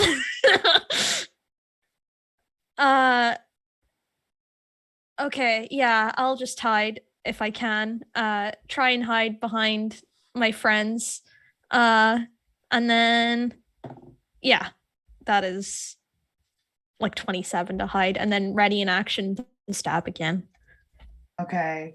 Again, the producer telling us that we're overrunning like wild here. So just bring her back, I'll stab her. Is I'm gonna give you all a final attack on this this house here in front of you, because that's what you can see, and you figured out that this is an edifice of this creature. If you could all make your best attack job and try and end this here and now. More natural ones. Oh my god. You begin hearing like this wicked rock ballad coming off the Ciri lyre as she uses a charge to cast a wall of fire to ripple through the entire house. That's amazing. Nice. Wow. Nice. Spellcasters, man. I stab it. Stab the house. Okay, so Morgan's wall of fire, what damage does that do? So, wall of fire is 5d8 and dexterity saving throws. It's a house. It fails. Those. Yeah. Roll me some damage. What did your stab do, Heidi? 8 damage. There's sneak attack. Yeah, because I doubt it was a sneak attack. Yeah, I mean, I don't know if a house can be said to be engaged, but no. Bronwyn takes her axe like to the walls and to the floors and to the furniture and does a grand total of 14 damage. Okay. I number crunch, but I rolled really high on all of them. 7 plus 7, 14. 6 plus 6 is 12. 20. Math. 35 fire damage. Spicy. Amazing. Desi, what you got? Desi is going to cast this time a green flame blade, and also Eldritch Smite the house with a 4th level spell to add like 5d8 to the attack, since this seems to be it. So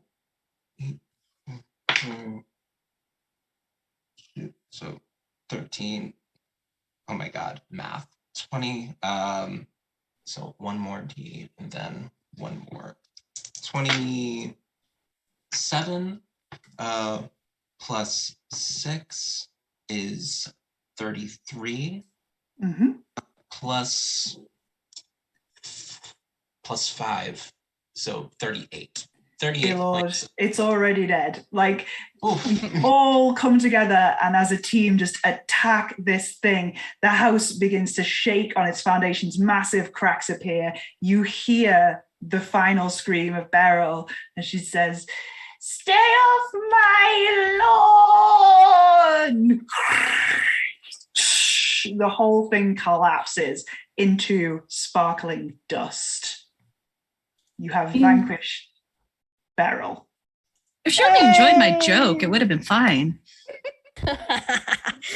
You just can't reason with some people. Okay. Thank you so much, everyone. Thank you for staying a bit late. I'm sorry we overran, producers. Do you all want to tell people where people can find you and your socials and all that good stuff? Sure. Yeah, go ahead, Natalie, if you want to go first. Yeah, so you may have seen on the overlay, but you can find me most places on the internet with Ghost Candle, in particular Twitter, where I post tabletop stuff, a lot of my arts. I'm an artist, so I do that. And weekly emote packs. That's what I do. Fabulous. Who wants to go next? Anita, do you want to go? Sure. You can find me on Twitter and TikTok at Anita the Lesbian. I mostly use my TikTok to just make D&D TikToks, like funny things from my campaigns at home.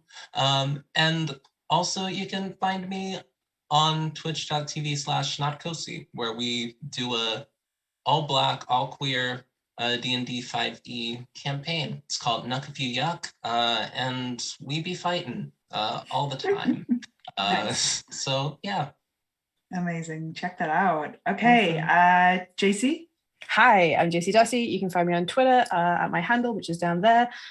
You will be able to find me here. No, not this week, but next week. I'm going to be running a Lancer mini campaign, which I'm very, very excited for. Cast just went out. Some of these people are in it. I don't know where you are on my screen or this one.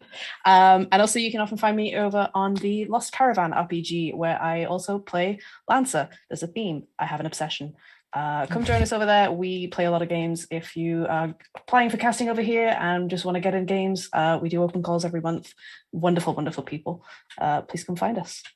Okay, great. Thank you. Gaskinator. Hello. Handle and all down there, like everybody said, yada, yada, yada. I'm going to be on Lancer. I'm going to get in a robot, kiss a robot, kiss people. I don't know.